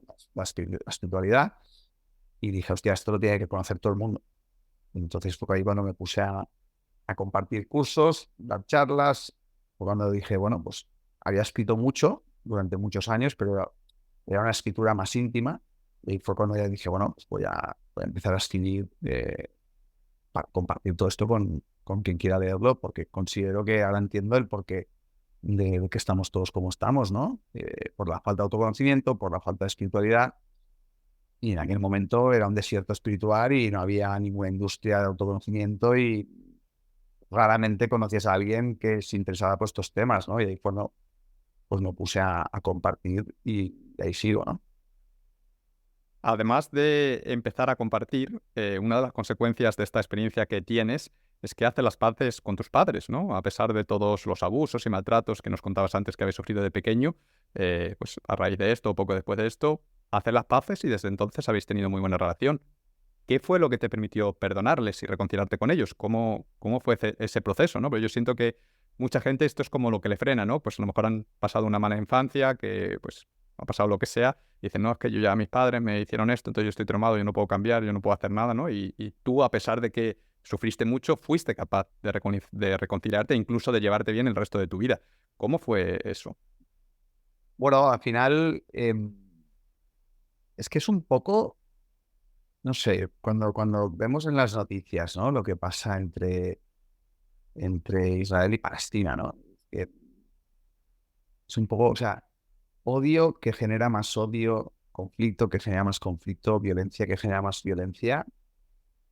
¿Quién sale ganando, no? Entonces hay un punto en que el perdón, la compasión, el amor, el ego no los quiere tolerar porque lo ve como un acto de debilidad y de derrota, ¿no? Es como, hostia, pero con todo lo que me han hecho, encima yo, con lo traumado que estoy como consecuencia, pero cuando tú comprendes que el amor, el perdón, la compasión te liberan a ti, entonces es que no hay otro camino. No hay otro camino. Otra cosa es la dificultad que tú tienes en un momento dado para perdonar, para amar, para soltar, para sanar, ¿no? Para darle la vuelta a experiencias muy dolorosas. Pero a raíz de lo que te he contado, sobre todo a raíz del eneagrama, ¿no? De entenderme a mí, de entender a mi madre, de esta experiencia que me sobrevino, ¿no? Que te das cuenta de que hay una parte tuya que es inmaculada, que es intocable, que es el ser. El trauma queda registrado en el ego, que es la parte más superficial. Entonces, de alguna manera, mi experiencia ahora que tengo 43 es que ese trauma igual me acompaña el resto de mi vida. Cuando estoy desconectado, cuando estoy muy descentrado y centralmente, ese trauma sigue teniendo efecto en mí, ¿no? Ya tiene unas consecuencias devastadoras en mi vida personal. Pero al final, también, gracias un poco a las enseñanzas de Gerardo Snelling y a toda la comprensión que uno va haciendo de cómo funciona la vida, ¿no? Que para nada es como nos lo han explicado, al final te das cuenta de que es que no podría ser de otra manera. Es que era inevitable que pasara lo que pasó y que de alguna manera lo que sucede conviene para tu evolución espiritual. ¿Verdad? Es que si no hay espiritualidad, para mí personalmente es imposible llegar al perdón y llegar a la verdadera sanación y a la verdadera curación, que el mayor beneficiado eres tú, no es el otro. Entonces, no sé, yo soy alguien que aspira realmente a sentir esa paz, esa felicidad, esa conexión, esa plenitud, a la que mucha gente en Occidente yo creo que ya pues, se ha resignado y ha dicho, no, bueno, esto va de otra cosa, ¿no? Pues esto va de pasarlo bien, de consumir, de llenar este sinsentido. Fantástico, ¿no? Así es como estamos. Yo veo a la sociedad descriptivamente, sin juicio, ¿eh? Como tatué aquí con pasión, un manicomio, o sea, lleno de enfermos mentales, ¿no? Por la falta de autoconocimiento y de espiritualidad que hay en nuestras vidas, porque esto nos ha enseñado en el sistema educativo industrial, porque nuestros padres lo han hecho lo mejor que han sabido, pero madre mía, en general también vaya infancias que han sufrido, ¿no? Y entonces ahí conectas con eso, ¿no? Y empiezas a verle el beneficio y empiezas a verle, bueno, pues sí, tiene unas consecuencias negativas, pero también, bueno, pues desde muy jovencito me empecé a interesar por estos temas debido al sufrimiento. Pues seguramente si no hubiera sido por todo esto, yo igual sería abogado, como mi padre, ¿no? Y yo qué sé, vete tú a saber, no estaría igual hablando contigo, y vete tú a saber el estilo de vida que llevaría. No lo sabemos, quién sabe, ¿no? Pero para mí es el mindset, la mentalidad de aprovechar todo lo que te pasa en la vida para crecer, darle la vuelta a todo y entender que no hay separación entre tú y lo que te pasa. Lo que te pasa, de alguna manera, forma parte de ti, está hablando de ti. De alguna manera lo estás co-creando, aunque sea inconscientemente, no somos conscientes, ¿no? Y algún día todo esto se demostrará científicamente, ¿no? O sea, yo creo que la ciencia y la espiritualidad están condenadas a hacer el amor. Y algún día todas estas enseñanzas de Siddhartha Gautama, Buda, enseñanzas de muchos filósofos orientales, se demostrarán científicamente cuando los métodos científicos evolucionen lo suficiente para entrar en lo intangible, en lo espiritual, y no solamente quedarse con la cuestión tangible y material que es hasta donde han llegado hoy en día, ¿no? De hecho, la física cuántica ya está haciendo de puente en ese sentido, ¿no? Pero no fue que con 25 años sucedió el perdón y tuvimos una buena relación, ni mucho menos. O sea, con 25 años fue cuando le puse intención a decir, esto va de perdonar, esto va de sanar, esto va de dejar el juicio, esto va de dejar de combatir el odio con más odio, esto va de dejar de combatir la violencia con más violencia, esto va de dejar de reaccionar a sus reacciones, ¿no? Esto va de ser un cortafuego de los traumas transgeneracionales que vienen de generación en generación, porque lo que mi madre me estaba haciendo a mí, yo también se lo he hecho a mis hijos. Y lo que mi madre me hizo a mí, su padre se lo hizo a ella, ¿no? Y madre mía, eso es el árbol genealógico que va de generación. Entonces, ¿quién es el primero que detiene eso, ¿no? Ese cortafuego. Y ya te digo, tengo 43 años y sigo en ese camino de sanación. Y sigo en ese camino de perdón. Porque perdón es liberación. Pero no es una cuestión de te perdono, ¿no? Es un acto de soberbia, ¿no? Es un acto interno, es un acto muy íntimo. Es una herramienta que utilizamos para sanar una parte neurótica del ego. Porque en realidad todos tenemos derecho a cometer errores. En última instancia, nadie le hace daño a nadie emocionalmente sin el filtro de la propia mente. Y claro, especialmente en la etapa inocente de la infancia, es complicadísimo porque el inocente no puede hacer nada al respecto, pero sí que puedes darle la vuelta en tu edad adulta. Y de alguna manera, todo lo que te sucede, insisto, es necesario para tu crecimiento interior. El problema es que estamos tan atascados en el arquetipo de la víctima. O sea, ese es el gran problema de la humanidad, la víctima. La víctima. Y es donde está el 95% de la gente y está enjaulado en el victimismo, secuestrado por la mente y con una incapacidad, ¿no? Para superar, sanar, transformar experiencias muy traumáticas. Pero todo eso te acompaña en forma de dolor el resto de tu vida, ¿no? Y ahora recientemente estoy con un último libro que estoy escribiendo, que se lo dedico a mi madre y que espero que sea ya el colofón definitivo para superar definitivamente pues el legado de mi propia infancia. Entonces no fue inmediato para nada, Ángel, fue un proceso. Mi madre siguió pues, con su neurosis egoica durante 10 años más y finalmente aquejada de una enfermedad terminal, habiéndose separado, en los últimos años de vida despertó y ahí empezamos a tener una relación muy bonita, ella y yo. El tema está en que durante mucho tiempo, a pesar de su neurosis, a pesar de que ella seguía siendo igual, a mí dejó de perturbarme, porque supe lidiar con ella sin hacerlo algo personal. Y de alguna manera me desligué emocionalmente de ella, ¿no? Y a pesar de que ella seguía con su juicio y con su culpa y tal, yo ya no lo tomaba como personal. O sea, me emancipé emocionalmente de mi madre estando en vida. Y ahí fue cuando empecé a amarla. Amarla con sus demonios internos, amarla con sus defectos. Y ese amor fue muy terapéutico para también empezar a sanar aspectos de mí mismo. Yo especialmente con papá y mamá, creo, Ángel, que independiente de lo que hayas vivido en tu infancia, si tú no sanas la relación con tus padres, si tú no los perdonas, si tú no te liberas de ellos, eso es un lastre que te hunde en esta vida y que te destruye y que boicotea todos tus vínculos. Y lo sé por experiencia personal, ¿eh? Entonces, es que yo creo que no es una opción, ¿sabes? Evolutivamente hablando. Es que yo creo que mi punto de vista es que lo más importante en esta vida es sanar. Estamos todos muy traumados, Ángel, en general. Entonces, bueno, sanar es doloroso, como estamos viendo. Entonces, no lo veo como una opción de, bueno, es que no, tío, es que otra cosa es que no sepas hacerlo. Otra cosa es que te creas que no quieres hacerlo. Pero el primer damnificado eres tú mismo, ¿no? Pues yo creo que la humanidad está muy enferma, realmente, porque madre mía el karma que llevamos todos, pero que hoy en día se está democratizando unas herramientas alternativas a la psicoterapia occidental tradicional que son un complemento bestial porque es psicología y espiritualidad. Y fíjate que la palabra psicología, Ángel, viene de logos y psique, psicología, el estudio de la psique. ¿Qué significa psique? Espíritu y alma. O sea, psicología significa etimológicamente el estudio del alma y del espíritu. Simplemente que con la evolución de los tiempos hemos ido desconectándonos de su sentido original. Por eso, para mí, todo el trabajo psicológico irremediablemente te lleva a un trabajo espiritual, que es donde adquieres una nueva visión y comprensión de cómo funciona la vida que te permite lograr la verdadera sanación. Bueno, pues estamos en esa dirección, ¿no? Borja, antes hablábamos de autoconocimiento, llevamos un rato pues eso, hablando de autoconocimiento, de espiritualidad, y no sé si estás de acuerdo conmigo, pero en mi experiencia no hay mejor manera de conocerse y sobre todo de medir tu nivel de desarrollo espiritual que el tener hijos, ¿no? De hecho, tú tienes una frase que a mí me gusta mucho porque la veo muy cierta, que es que los hijos traen la verdad. ¿Nos puedes explicar un poquito más a qué te refieres con esto? ¿Qué papel juegan los hijos en ese viaje del autoconocimiento?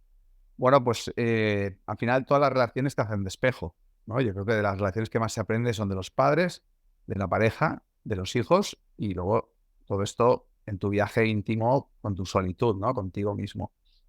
Bueno, pues al final todo lo que tú no resuelves con tus propios padres, tu infancia, tu niño interior, tu niña interior, aparecen los hijos, ¿no? Y de alguna manera los hijos despiertan la forma en la que tú fuiste tratado por tus padres. Y de alguna manera todos nos hemos sorprendido diciéndoles las mismas cosas, en momentos de oscuridad o de inconsciencia, tratándoles igual, ¿no? Y son esos traumas transgeneracionales, ¿no? Y los hijos son una oportunidad bestial para sanar tu propia infancia. Y al amar incondicionalmente a tu hijo, que es un gran reto, estás amando tu niño interior. Entonces, no se trata de enseñarles, ¿no?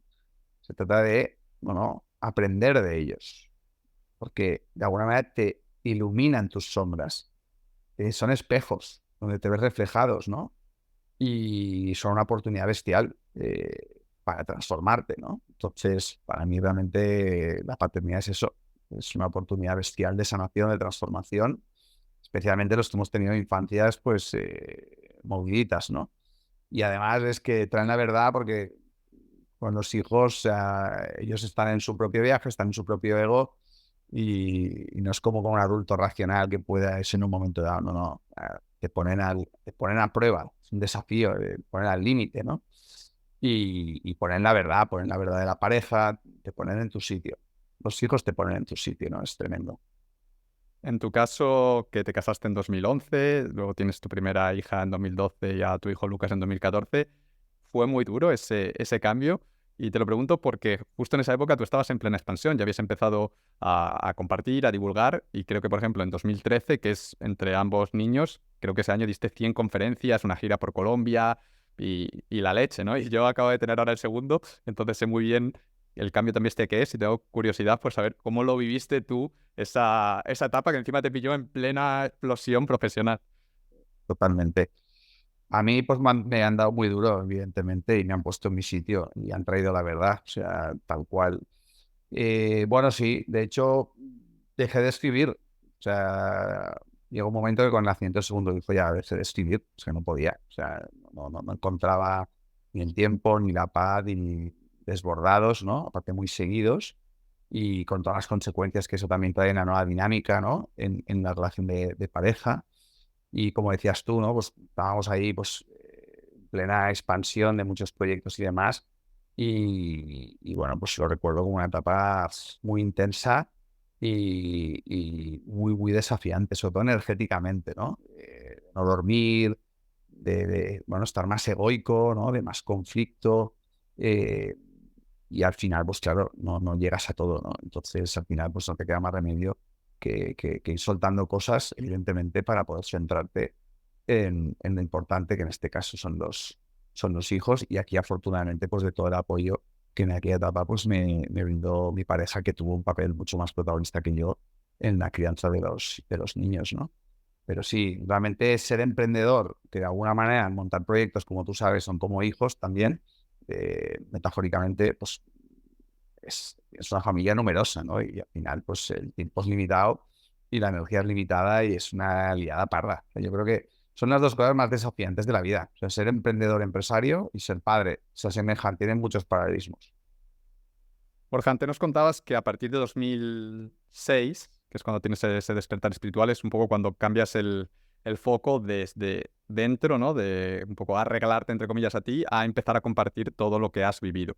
Y estás durante 10 años pues dando charlas, sacando proyectos, publicando libros y, aparte de eso, trabajando como periodista en el periódico El País, que era tu, digamos, tu ocupación oficial. Y llega el año 2016 y ese año tomas la decisión de dejar ese trabajo del País. También rompes con la Universidad de Barcelona, que tenéis una colaboración con ellos, que impartías el máster de desarrollo personal con ellos, y ahí decides montártelo por tu cuenta, ¿no? Digamos que es cuando empieza tu etapa de emprendedor en la que fundas tu propio instituto, tu propio sello editorial y ya vas 100% apostando por ti. ¿Qué te lleva a dar ese paso? Y sobre todo, ¿por qué no tomaste esa decisión antes, ¿no? Si por lo que nos has contado, yo creo que te iba todo muy bien, estoy seguro de que ya con tus proyectos te daba de sobra para vivir sin tener que trabajar para un tercero. ¿Por qué justo en ese año 2016 es cuando dices, ya me vuelvo emprendedor, por decirlo así, al 100%? Bueno, para mí, a posteriori te diría que emprender, ¿no? Emprender es tener una visión y comprometerte con hacerla realidad, ¿no? Y para mí emprender es el camino de crear proyectos, ¿no? Algunos proyectos acaban cristalizando en empresas, pero para mí emprender, yo considero que empecé a emprender con 25 años cuando dije, voy a montar un curso de enneagrama, ¿no? Y emprendí. Tuve la visión, lo organicé, lo monté, ¿no? Contratas contratas tal cual y venga, pum, y de repente estás dando un curso con personas. Digo, hostia, primero lo pensé, lo visualicé y se está dando realidad, ¿no?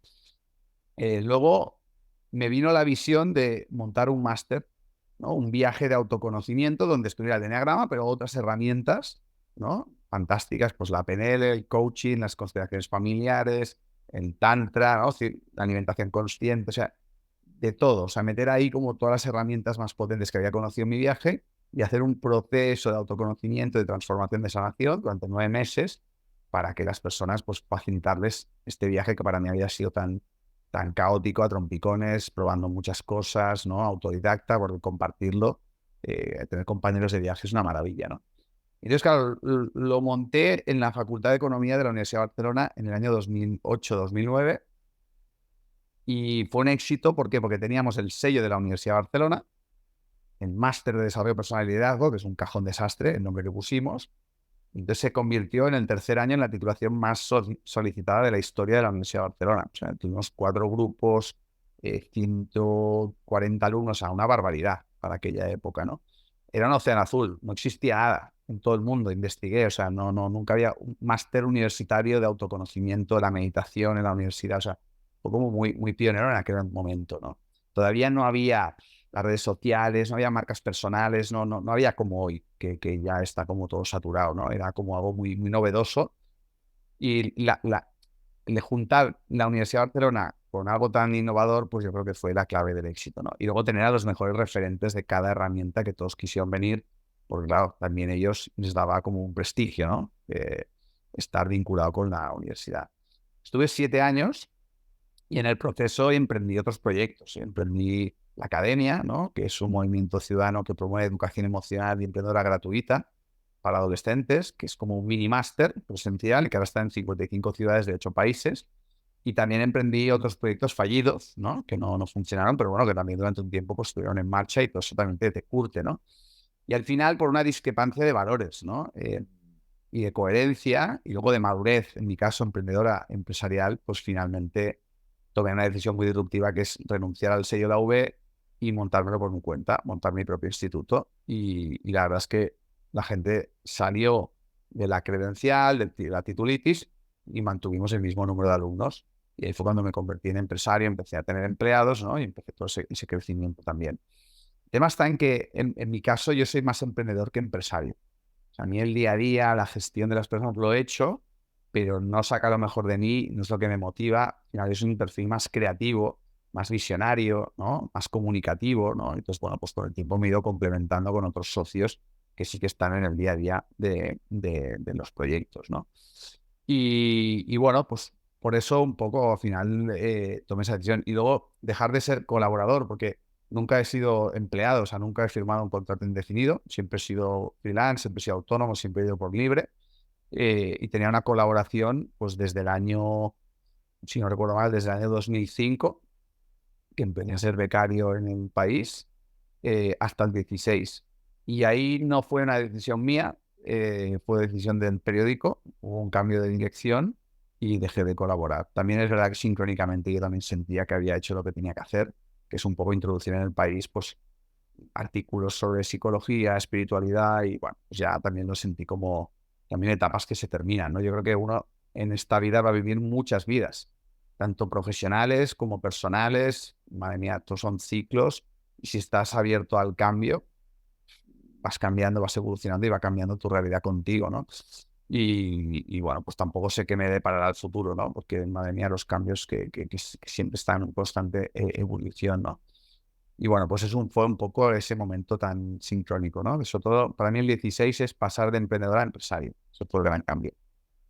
Ese 2016, que tenías, creo, 36 años en aquel entonces, por ahí, es cuando empieza esa fase de empresario, por así decirlo, y de ahí en adelante, pues publicas varios libros más y también lanzas varios proyectos, además, bastante ambiciosos, ¿no? Tenemos Cuestiona, que lo acabamos de comentar, la comunidad de autoconocimiento, Utopica Labs, que es un hub y un conscious venture builder de proyectos educativos conscientes, y Terra, que para mí es el proyecto más ambicioso de todos, con diferencia, que es una escuela alternativa que pretende reinventar la educación y que creo que echa a andar ya este próximo curso.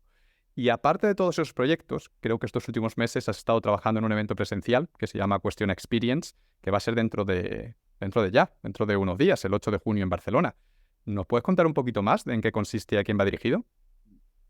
Bueno, al final, pues montamos Cuestiona, ¿no? Aquí tengo un poco el logo, que es un poco lo que siento que me define, ¿no? Que simboliza cambio, transformación, evolución, innovación, transgresión, cuestionamiento, singularidad, ¿no?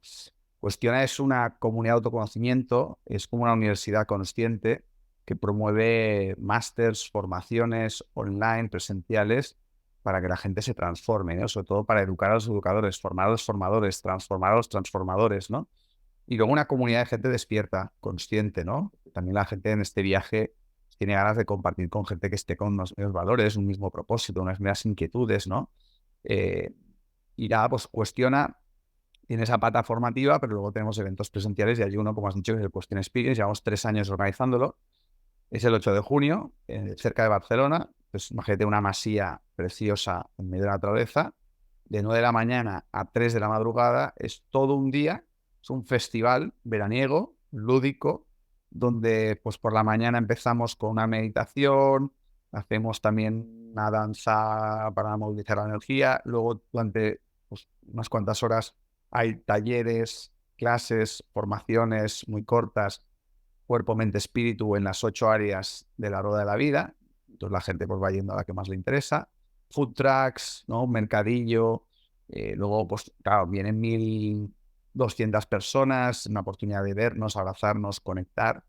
Y vienen familias con niños, ¿no? Hay Question a Kids, ¿no? Todos los niños también se lo pasan de maravilla. Y nada, es un día para disfrutar conscientemente, ¿no? Y celebrar la vida. Y luego en la medida que va cayendo la noche, pues ya hacemos una batucada, ¿no? Con tambores. Luego hay un concierto. Cada año hacemos pues conciertos diferentes, ¿no? Y finalmente acabamos con una fiesta. El año pasado, pues parecíamos todos drogados de amor, o sea, el nivel de conexión, ¿sabes? Estábamos todos abrazados, o sea, en la sobriedad, al menos yo no tomé nada, ¿no? O sea, estábamos muy conectados, ¿no? La gente sale de ahí en plan, wow. Para mí personalmente es un día maravilloso y es un día de juntas con personas que de alguna manera pues todos han pasado por una misma experiencia, todos están en un mismo momento evolutivo y es un compartir maravilloso. Y sales de ahí pues muy inspirado, muy conectado, te has cuestionado muchas cosas, te las has pasado muy bien, ¿no? Y sobre todo también para todas las edades, ¿no? Que es lo bonito. Pues vienen niños pequeños, vienen gente mayor y todos estamos ahí conectados en la misma, ¿no? Es muy, muy guay. Qué bueno. ¿Y todavía se pueden comprar entradas? ¿Todavía hay algún Sí, hueco? y a un hueco. Ahora mismo, en este momento, somos 1.000, ya 1.000. Tenemos, bueno, pues quedan las últimas 200, 300 entradas. O sea que sí, todavía hay espacio. Hay espacio para los rezagados y ojalá que se vengan, porque es un día, de verdad que es un día maravilloso. Es un sábado entero, el 8 de junio, y sobre todo es una oportunidad para, bueno, ahí también unificamos, ¿no? Tenemos una carpa para inversores. También hacemos una demo de lo que será la Escuela Terra. O sea, es un espacio donde unificamos todo un poco, todos los proyectos. Se hace mucho networking también, ¿no?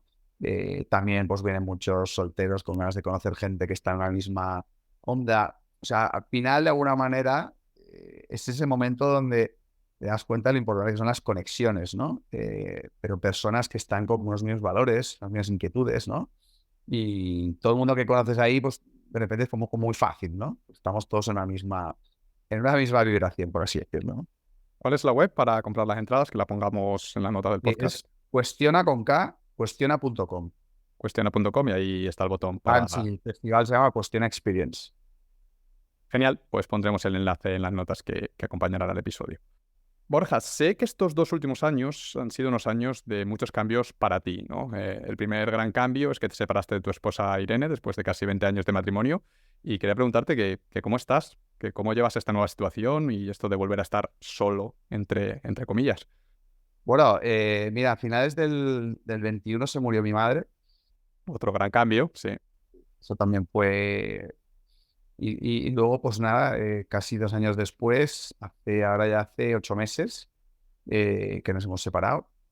Y bueno, pues también, pues como te puedes imaginar, casi 20 años, pues bueno, es una experiencia muy dolorosa, muy dolorosa. Porque claro, la conocí cuando tenía 24 años, antes del enneagrama. Y entonces, para mí, mi vida adulta es con ella. Entonces, además, muy amigos, una relación igual, mucho apego, mucha dependencia, ¿no? Por mi parte, sobre todo. Y entonces, bueno, pues cuando finalmente pues decidimos como pareja, ¿no? Porque que nuestros caminos se separan, seguimos vinculados como amigos, seguimos vinculados como padres, pero bueno, muy doloroso, Ángel, muy doloroso. El tema está en que, bueno, el dolor es inevitable, o sea, y el dolor es directamente proporcional a tu nivel de apego, ¿no? Y al final hay que, con ese mindset que te comentaba, con esa mentalidad, ¿no? Decir, bueno, vale, pues es doloroso, hay que hay que atravesar ese dolor en la sobriedad. En mi caso, pues bueno, pues sigo resistiéndome a tomar antidepresivos, no los demonizo, pero simplemente soy consciente de que el dolor es muy terapéutico, es muy sanador, es muy transformador. ¿Por qué? Porque cuando tú te separas, bueno, al menos es como sientes como que te amputan un brazo, una pierna, ¿no? Insisto, depende del nivel de apego que tenías con esa persona y entras como en un hoyo, es un agujero, ¿no? Un pozo negro, oscuro. Y bueno, pues sí, ahí fue cuando, meses antes, porque ya llevamos tiempo hablándolo, yo siempre le decía a Irene, lo peor que nos puede pasar es que nos separemos con amor, como amigos, ¿no? Y así ha sido. Eh, y por eso, un año antes, yo ya empecé a hacer terapia. Con 41 años empecé a hacer terapia, preparándome, y escribí un libro, de hecho, El de la soledad, el último, ¿no? Ama tu soledad. Sí, sí, que también ha sido muy terapéutico y de alguna manera ha sido como un poco un homenaje al momento en el que estoy viviendo. Entonces me ha preparado. Eso no quiere decir que en el momento, pues, bueno, pues es complicado, es duro, es dolorosísimo, pero no queda otra, lo transitas y bueno, es lineal, ¿no? Es en espiral, ¿no? Y bueno, por eso te decía que me encuentro en un momento donde siento que todo esto que hemos hablado, yo de alguna manera siento que estoy como en el colofón final, o sea, estoy en el malo final. Quiero pensar que estoy en el malo final del videojuego, de mi videojuego, que es sanar mi niño interior, sanar mi infancia, sanar la relación con mi madre, sanar la relación pues con esa búsqueda, ¿no? De esa figura femenina, ¿no? Pero que la de encontrar en mi interior para no vincularme desde la necesidad, desde la dependencia, ¿no? Y por tanto, pues con un firme compromiso de no emparejarme hasta que realmente haya resuelto definitivamente y haya, bueno, pues encontrado realmente mi lugar seguro dentro de mí mismo, ¿no? Y no proyectarlo en ninguna figura femenina, ¿no? Ayer estaba llorando, Ángel, te voy a ser honesto. Ayer, por ejemplo, estaba muy flojito, muy, bueno, muy desconectado. Me fui a Colombia, estuve ahí, conferencias, presentar el libro, curso, me di demasiado y fue maravilloso, pero acabé muy agotado y volví con jet lag, desconectado y tal. Entonces, dejas tu rutina, tengo una rutina diaria de cuerpo, mente, espíritu, pues la he dejado de lado. Y ayer estaba muy desconectado, estaba muy flojito. De hecho, hablé mucho con ella. Y, lloré un rato con ella y hablamos y demás, ¿no? Estoy en ese proceso de duelo, pero bueno, conquistando mi solitud, adaptándome a la nueva realidad y como todo en la vida. La verdad es que todo tiene sus pros y sus contras, ¿no? Todo tiene sus dos caras, ¿no? Y ya te digo, dándome cuenta de muchas cosas, sanando muchas cosas, y voy viendo la nueva versión que está emergiendo. Porque para salir de ese hoyo no puede ser la misma versión que entró. Tienes que ser una mucho más sabia, más fuerte, más evolucionada. Y nunca sabes lo fuerte que eres hasta que no tienes más remedio que serlo, ¿no? Entonces, bueno, pues ya te digo, un lienzo en blanco, ni idea de lo que me va a deparar próximamente en la vida, pero sí con la determinación de, como siempre, sacarle todo el provecho, todo el beneficio en forma de evolución a esta experiencia y pues también con la intención mutua de que una vez nos hayamos dado un tiempo, por supuesto, para que cada uno sane lo que tenga que sanar individualmente, ojalá pues que podamos, bueno, pues vincularnos desde otro lugar, de otra manera, como padres seguro, y ya te digo, pues también como amigos, porque creo que eso ha sido algo muy potente en nuestra relación, que éramos muy amigos, muy amigos, ¿no? Y mucha gente que se separa desde el odio, hay mucha gente que se destruye en la separación, hay gente que se siente liberada, hay gente que no quiere volver a saber nada. Bueno, no tengo ni idea de cómo evolucionará lo nuestro, pero no sé, al menos en mi caso, me cuesta mucho pensar que algún día no seamos muy buenos amigos, independientemente de que cada uno haya rehecho su vida en ese plano, ¿no? Con lo cual, este es el momento en el que me encuentro ahora mismo. Y Borja, una pregunta un poco personal sobre este tema. ¿No te ha hecho dudar sobre ti mismo y sobre tu trabajo todo este tema de la separación? Y te explico un poco. En el sentido de que tú al final eres una persona que habla el despertar de la consciencia, tienes un libro de relaciones de pareja conscientes, varias charlas sobre el tema. Entonces estoy seguro de que hay mucha gente que te pone en un pedestal, ¿no? Un tío perfecto, Borja, va flotando por la vida, todo lo hace bien. Y sin embargo ahora escuchan que te has separado de tu mujer, ¿no? Y es como, wow, ¿no? Pues a lo mejor te surge el miedo de, joder, estas personas que antes me miraban, Borja, un tío consciente tal, ahora a lo mejor dicen, este Borja es un fraude, ¿no? Y tú a ti mismo, pues puedes decir, joder, mira, yo que hablo de esto y luego no soy capaz de aplicarme esas lecciones a mí mismo. ¿No se te han pasado por la cabeza estos fantasmas? La verdad es que no, Ángel. Sobre todo porque la gente que realmente me conoce, y tanto personalmente, sobre todo personalmente, como la gente que igual me conoce públicamente o porque, yo qué sé, me ha seguido y ha escuchado lo que vengo diciendo y compartiendo, yo siempre he integrado en mi discurso con vulnerabilidad y con honestidad mi sombra y mi lado oscuro. O sea, yo siempre he explicado de dónde vengo, cuál es mi trayectoria existencial, por qué y para qué hago lo que hago. Y siempre he dicho lo mismo, que mi parte divulgativa, tanto lo que escribo como lo que comparto con conferencias, es mi terapia. Siempre lo he dicho, ¿no? Siempre he integrado en mi discurso. Y de hecho, claro, nunca he tenido yo un gurú, ¿no? Entonces, por tanto, no me gustan los gurús a mí, ¿no? Yo soy un tío normal y corriente que comparto lo que a mí me ha servido intentando ser útil.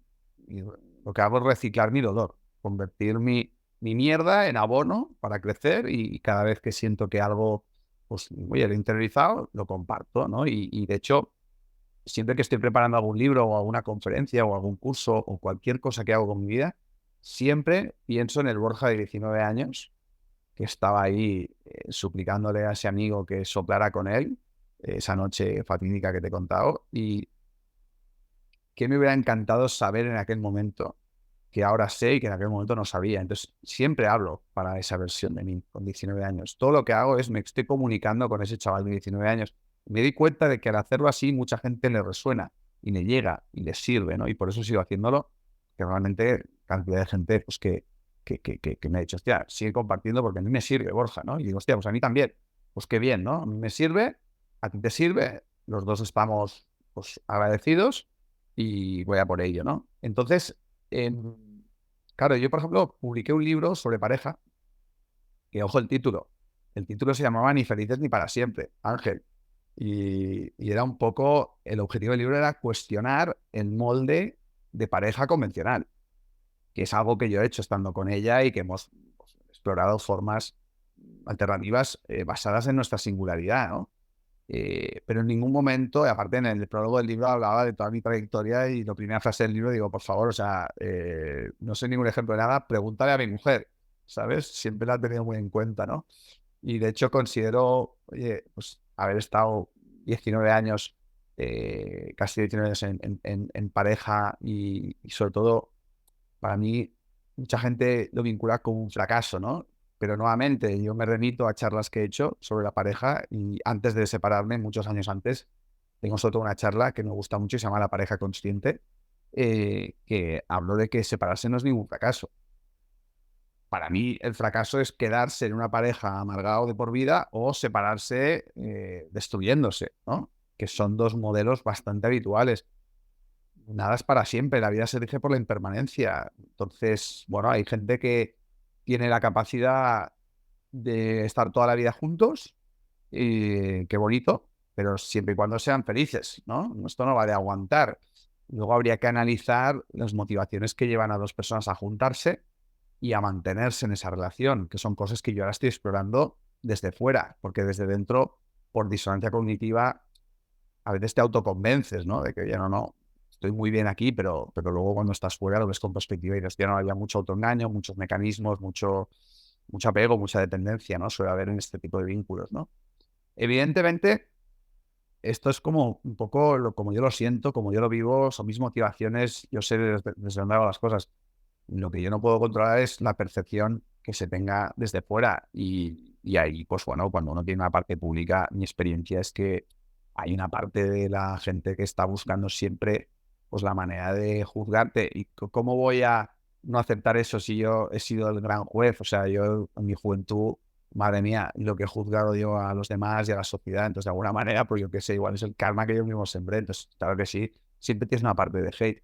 Pero bueno, cuando finalmente, 6 meses después de separarnos, lo hice público, porque sentía, no tenía por qué hacerlo, Ángel, pero se lo comenté a ella y le dije, oye, siento que tengo que hacerlo, no sé, por una cuestión de coherencia y aparte, por una cuestión también de, bueno, terapéutica, ¿no? Decir, hostia, en el momento que lo verbalizas y que te expones y lo compartes, wow, se hace como muy real. Y yo escribí un post desde el corazón anunciando que nos separábamos. Lloré mucho escribiéndolo. De hecho, lloré mucho cuando se publicó. Me tocó mucho hacer eso.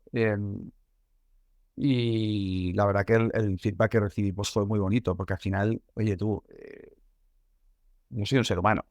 Entonces, que la gente te idealice, joder, yo no estoy todo el día intentando que no lo hagan, pero es que no puedo controlar ni que me idealicen ni que me juzguen. Lo único que puedo es intentar ser coherente conmigo mismo, con mis motivaciones, pero no porque todo lo que yo digo es lo que yo estoy encarnando. Todo lo que yo digo es lo que me está sirviendo para sanar. Y ojalá algún día pues, encarnarlo lo máximo que pueda. Pero es que vivir conscientemente no es algo fijo y estático, es aspiracional. Pues yo sí que me doy cuenta, Ángel, que con mis 43 años, mi mochila emocional está cada vez más vacía. Cada vez me siento más liviano. Cada vez me siento más en paz. Cada vez me siento más coherente, más maduro espiritualmente. Cada vez me gusta más vivir. Eh, pero no estoy exento de tener mi propio ego, mi propio lado oscuro y mi propio proceso evolutivo que muchas veces está vinculado con el dolor o con la pérdida. El tema está en que lo que yo tengo para ofrecer es que yo frente a esta separación no me victimizo, no echo balones fuera, sino que lo aprovecho para seguirme mirando adentro, seguirme sonando, seguirme transformando. En ese sentido me siento totalmente coherente con mi discurso, porque mi discurso nunca me va a vanagloriado de ser ningún ejemplo de nada, ni de tener la verdad, ni de decir, no, es que yo ya he llegado. No, en mi discurso siempre he integrado mi mediocridad, mis incongruencias, mis incoherencias, mi lado oscuro, pero por una cuestión de sentirme yo coherente conmigo mismo, porque si no de que yo me atrevo a coger un micro para compartir reflexiones tan sensibles con otros buscadores, ¿no? Entonces, lo mío parte de un trauma que estoy tratando de sanar y que parte de mi sanación es compartirlo. O sea, no hay nada más terapéutico para mí que estar en un auditorio compartiendo reflexiones sobre mi propio viaje personal. Mira, cada uno hace terapia como puede y como sabe, pero es que a mí eso me sana. Y luego me parece muy bonito, pues bueno, pues que haya gente ahí fuera que lo resuene y que diga, hostia, pues a mí me sirve, tío. Sigue haciendo terapia, Borja, porque a mí me sirve, ¿no? Entonces, bueno, en eso me encuentro y ahora sí que estoy súper, súper, súper comprometido con redefinir cómo saciar tu necesidad sexoafectiva, ¿no? Porque veo que la pulsión es irnos siempre hacia una pareja, estructurarla desde una convención social y de alguna manera siento como que eso no es funcional para una gran mayoría. Y prueba de ello son los resultados que se cosechan, ¿no? Entonces, bueno, estoy explorando ese ámbito a raíz de esta experiencia que voy a aprovechar, porque evidentemente es de las peores cosas que me podían pasar en la vida, que acabar separándome de Irene, pues coño, voy a aprovecharlo y que algún día nos volvamos a ver, Ángel, tú y yo, y decirte, hostia, pues a posteriori resulta que ha sido una bendición, porque me ha venido todo lo que he descubierto, todo lo que he aprendido, somos amigos, y ya, mi realidad de ahora, pues incluso es mucho más satisfactoria que cuando estaba en esa relación, ¿no? Así es como he verificado que funciona la vida cuando aprovechas el dolor para sanar y para evolucionar. Pero la pulsión de la víctima, de la queja, del juicio y de buscar culpables es tremenda. No está en mí. La verdad que de eso me he liberado. Puedo estar 5 minutos, pero luego digo, tío, déjate estar, vuelve a mirar hacia adentro, que hay en ti, vamos con la linterna, seguir iluminando zonas oscuras. Y no dudes, pues ya te puedes imaginar próximos libros que voy a escribir, próximas charlas que voy a dar. Voy a compartir conclusiones constructivas sobre todo esto que estoy ahora mismo vivenciando, ¿no? ¿Para qué? Pues bueno, para reciclar este dolor nuevamente en algo útil y de provecho para los demás. Genial, Borja, pues creo que con esto hemos hecho un buen repaso a toda tu trayectoria, desde esa juventud traumática en la que incluso llegaste a pensar en suicidarte, hasta hoy, que tienes 9 libros publicados, si no me equivoco, eres el fundador de varias empresas y eres un referente en España y en Sudamérica en los campos de autoconocimiento, desarrollo personal y espiritualidad, entre otros. Vamos a ir ya terminando, pero antes de despedirme te quiero hacer las 3 últimas preguntas muy rápidas que le hago a todos los invitados. Hemos estado hablando bastante sobre el trabajo en esta entrevista, así es que quería preguntarte qué es el trabajo para ti, qué importancia tiene y qué papel juega en tu vida actualmente. Bueno, a mí me gusta mucho la etimología de las palabras y trabajo viene de tripalium. Tripalium era un elemento de tortura que se estableció en el siglo VI, que consistía en poner 3 palos y ponían al esclavo, lo ataban a los Con los brazos abiertos, ¿no? y le daban latigazos, ¿no? Entonces, claro, muchas veces esa palabra tripalium evolucionó hasta trabajo, ¿no? Porque, claro, eran esclavos, y fíjate la etimología, ¿no? Mucha gente pues vive el trabajo como una esclavitud, como una tortura, ¿no? De hecho, es la esclavitud y la tortura moderna para muchas personas porque son esclavos económicamente hablando, ¿no? En esa crisis de los 19 años yo me di cuenta de esto, ¿no? De decir, hostia, yo veía a la gente muy infeliz, veía a la gente pues trabajar por dinero, que yo, pues, no sé, buscaba una realización, buscaba algo más creativo, buscaba algo que tuviera sentido, ¿no? Eso también fue un poco un germen de mi búsqueda, ¿no? Buscar el sentido de mi vida y buscar la manera de realizarme, de disfrutar, ¿no? Toda esa energía, cómo encauzarla. Entonces, cuando descubrí la literatura, la escritura, ahí vi Entonces, para mí, siempre trabajo, yo no lo he vivido como esclavitud ni como tortura, nunca. Lo he vivido como vocación, pero desde siempre. O sea, hacer algo por dinero, igual en algún momento dices, bueno, pues hago esta conferencia que sí va, pues está muy bien pagada, o sobre todo cuando era más jovencito, pues escribí un informe periodístico para una empresa, vale, pero algo absolutamente excepcional. Todo lo que he hecho con mi vida ha sido por pura pasión, pura convicción, pura creatividad, pura vocación. O sea, teniendo muy claro por qué y para qué lo hacía y de qué manera eso iba a beneficiar a otros seres humanos y me beneficiaba a mí porque me causaba tal dicha, tal realización, ¿no? Que por eso lo hago y por eso voy evolucionando y voy haciendo cosas diferentes, siempre con la misma dirección de democratizar el autoconocimiento, transformar la educación y fomentar un despertar de conciencia. Eso es como mi brújula. Todo lo que hago, incluso el monólogo de humor, en ese entretenimiento consciente estará en esa dirección, ¿no? Entonces, bueno, pues para mí es verdad, pues sí, esta dimensión vocacional, pues sin duda ha sido seguramente la verdadera protagonista de mi existencia. Con los años, sí que es verdad, y la llegada de los hijos, ¿no? Y pues vas madurando, pues sí que he ido equilibrando la balanza pues en otras áreas, ¿no? Que van ocupando pues más importancia y relevancia, ¿no? Pero sí, para mí realmente, seguramente si hoy me muriera, realmente, pues sí, la dimensión vocacional sin duda ha sido la verdadera protagonista, ¿no? ¿Y el dinero? ¿Qué es el dinero para ti y qué función cumple en tu vida? Bueno, el dinero, mucha gente lo ve como el objetivo. Es como la nueva religión, el nuevo Dios, ¿no? Es donde proyectamos todos nuestros delirios egoicos, ¿no? Y el dinero para mí es neutro, es un medio de intercambio y para mí es la consecuencia, es el resultado de crear riqueza. O sea, cuando tú ayudas a la gente, resuelves problemas, atiendes necesidades, aportas valor, ¿no? Pues el dinero viene como resultado. Entonces ahí sí que te has de poner en valor, evidentemente es una cuestión de autoestima y no todo lo... O sea, yo prácticamente el 80% de lo que hago no lo monetizo, porque es un compartir gratuito, ¿no? Porque no es lo que me mueve, ¿no? Pero sí que hay una parte que monetizas, pero es un resultado. Si tu objetivo es ganar dinero, te corrompes. Si el dinero viene como resultado, pues realmente puedes ser más íntegro y puedes ser más coherente y puedes ser más auténtico en lo que haces, porque lo que haces te realiza, te llena, te motiva, es una maravilla, ¿no? Y Borja, ¿qué haces con el dinero que ganas? ¿Lo reinviertes en los negocios, en los diferentes proyectos? ¿Lo guardas en el banco? ¿Lo inviertes en algún sitio? Bueno, básicamente, prácticamente todo lo he reinvertido.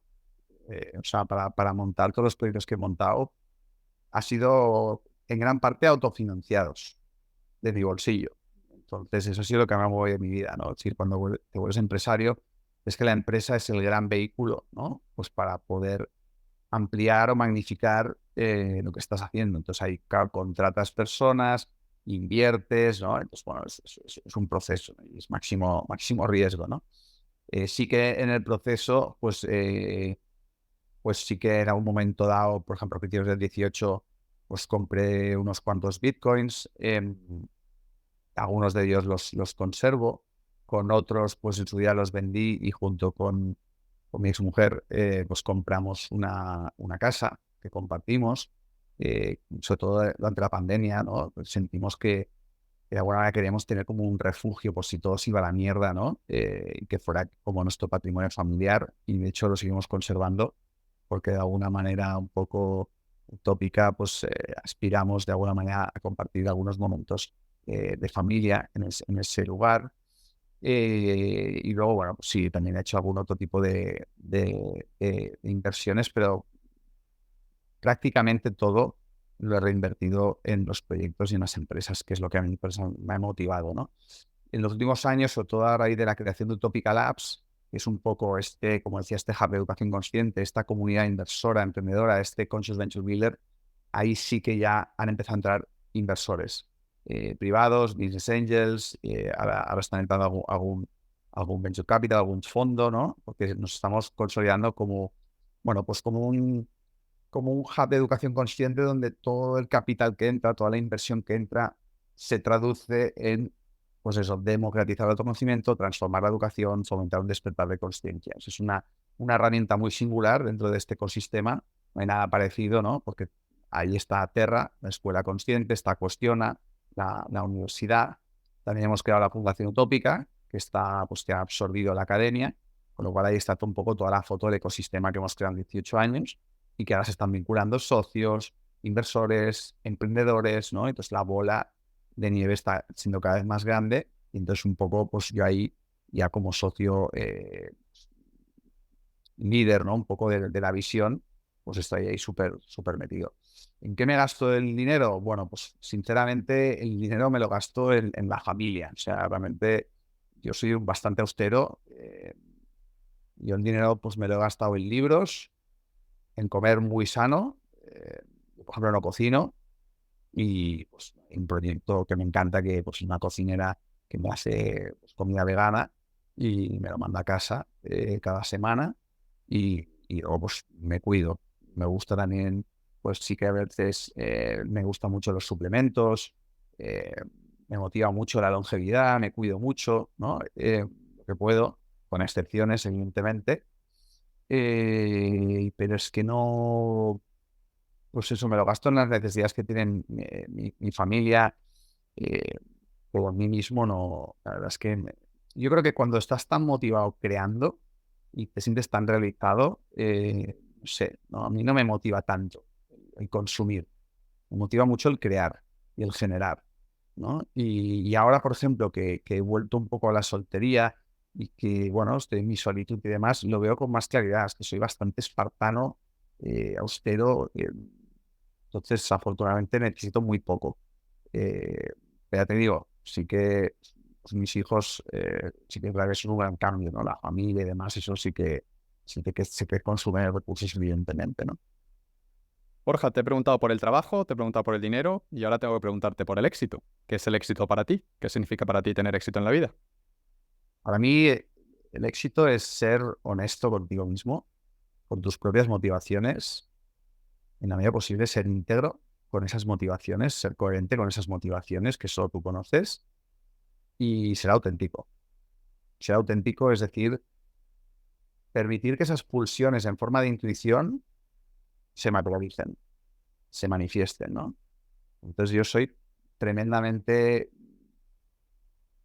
radical con esa pulsión. Sí, no elijo lo que hago, la vida me dirige, ¿no? Entonces, ya, voy a montar un core, hostia, un monólogo tal, o sea, no puedo evitarlo, sé cómo funciono ya, entonces es como me va guiando y entonces manifestar esa singularidad, o sea, permitir que la semilla se convierta en fruto, entonces estar muy conectado contigo, con esa dicha, con eso que te resuena, y manifestarlo, ¿no? Entonces, para mí el éxito es eso, es ser auténtico, es ser honesto contigo, íntegro y ser feliz.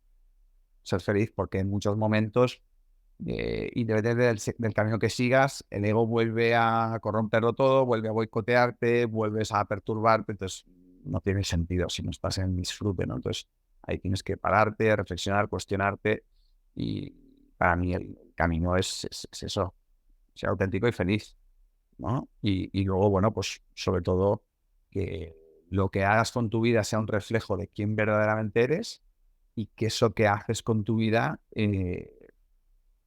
tenga una profunda vocación de servicio, es decir, que tenga un impacto positivo en la sociedad y que contribuya de alguna manera, pues, a aportar un valor genuino a la vida de los demás, ¿no? Y también interiormente sentirte cada día, pues eso, más en paz y más libre, ¿no? Yo al menos a mis hijos, como padre imperfecto que soy, lo que estoy intentando inculcarles a través de mi propio ejemplo es que sean fieles a sí mismos, ¿no? Que vivan su propia vida, que no se conformen con vivir la vida de los demás, ni que compren convenciones sociales de su tiempo, sino que se atrevan a honrar su singularidad. Para mí eso es lo más importante que un ser humano puede hacer en esta vida. ¿Y te consideras una persona exitosa ahora mismo? ¿Sientes que has conseguido crear una vida a tu medida? Bueno, en estos momentos, pues a raíz de la separación, donde todo de pronto se vuelve un poco más nublado, se oscurece, estás más en contacto con el dolor, con la tristeza, eso pues, evidentemente afecta tu percepción de la realidad y, bueno, simplemente con humildad, pues, recogiendo esos frutos y tratando de, bueno, pues de ser coherente con decir, bueno, pues oye, pues tengo que asumir, ¿no? Mi parte de responsabilidad en que esto pues no haya funcionado como nos hubiera gustado y seguir creciendo, seguir evolucionando. Entonces, bueno, pues no estoy en ese momento ahora mismo de plenitud como he podido estar en otros momentos y siento que estoy en un momento, pues otra vez más de introspección, más de cuestionamiento, más de reflexión, pero sé que, porque me ha pasado en otros momentos de mi vida,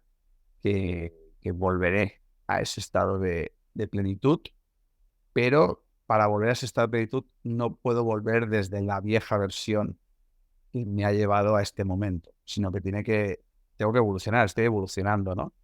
Y por eso te decía al principio de la charla que muchos cambios creo que están por venir, ¿no? Entonces, bueno, pues lo estoy acogiendo con curiosidad, con asombro, con incertidumbre, porque al final la conclusión que saco después de todo este periplo existencial es que realmente no controlamos nada. Quiero acabar con una provocación, ¿no? No existe tal cosa como el libre albedrío. La verdad es que cada vez estoy como más conectado con la filosofía Advaita, con la no dualidad, ¿no? Pues, esta noción de ser un yo, que yo soy el responsable, yo soy el autor, es una evolución del yo víctima, pero realmente cuando el yo se desvanece por momentos, sientes como que es inevitable, ¿no? Estoy como un poco sintiendo esa inevitabilidad de los acontecimientos, y cuando estoy identificado conmigo, pues sintiendo que yo soy el autor, que yo tengo el libre albedrío, por supuesto, y tomar decisiones, pero en un plano más trascendente, cada vez más en paz con lo que acontece, cada vez más rendido, cada vez con más confianza en la vida, cada vez soltándolo todo, y cada vez pues, percibiendo la realidad desde esa conciencia neutra, desde esa conciencia testigo, y dice, bueno, pues a ver qué es lo que sucede a continuación, ¿no? Y como decía Krishnamurti, ya no me importa lo que suceda, ¿no? Es decir, es una sensación ya cada vez más de desapego hacia lo que vaya sucediendo, porque te das cuenta en el instante Maktub, ¿no? Que de alguna manera está escrito, que no podía ser de otra manera, y que la neurosis es, no, esto debería ser diferente, esto podría ser diferente, yo controlo lo que va a pasar. Entonces, eso es lo que genera la culpa hacia el pasado, la ansiedad hacia el futuro, y te estás perdiendo la paz del presente, ¿no? Con lo cual, yo creo que de alguna manera esa sensación es muy liberadora, ¿no? Es muy liberadora, y en eso me encuentro. Por eso también la forma en la que estoy viviendo este duelo, pues dentro de mis altibajos y mis momentos jodidos y dolorosos, pues está siendo, la verdad, que bastante tranquila con respecto, por ejemplo, a la separación que tuve cuando tenía 19 años de aquella novia que te he comentado. O sea, lo viví como de forma mucho más traumática. Imagínate lo que es la percepción de la realidad, ¿no? Genial, Borja. Pues yo creo que este es un buen momento, un buen punto para terminar esta entrevista. ¿Dónde pueden encontrarte los oyentes que quieran saber más sobre ti y sobre tu trabajo? Bueno, pues en las redes sociales, si pones Borja Vilaseca, y si no, pues en mi página web, borjavilaseca.com, y utopicalabs.com, que ahí es donde hemos aglutinado todos los proyectos. Pues muchas gracias, Ángel. La verdad que vaya viajazo nos hemos pegado en este recorrido existencial, que también, pues mira, me lo tomo como parte de mi terapia, ¿no? Hacía mucho tiempo que no hablaba Un repaso a todo, ¿no? De principio a fin. con tanta profundidad bueno, de lo que ha sido una pincelada, el repaso de una vida, o al menos de cómo recordamos que ha sido esa vida, ¿no? Pues eso, ha sido un placer. Muchas gracias por compartir tu viaje, que seguro que inspira a mucha gente. Y nada, que espero que el Question Experience sea un éxito y sobre todo que os lo paséis genial. Yo Va. pondré, cuando envíe el email y cuando publique esto, en las notas pondré el enlace a la web para, si alguien nos escucha y todavía está a tiempo, que pueda comprar esas últimas entradas y que sea un lleno total contribuir a eso. Muchas gracias, Ángel. Un placer. Un saludo a todos. Un abrazo grande. Hola, hola, Ángela al habla otra vez. Si te ha gustado el episodio, suscríbete al podcast, y te recuerdo que en la descripción tienes el enlace para ver totalmente gratis una lección de mi curso de modelos mentales, Mi Sistema Operativo.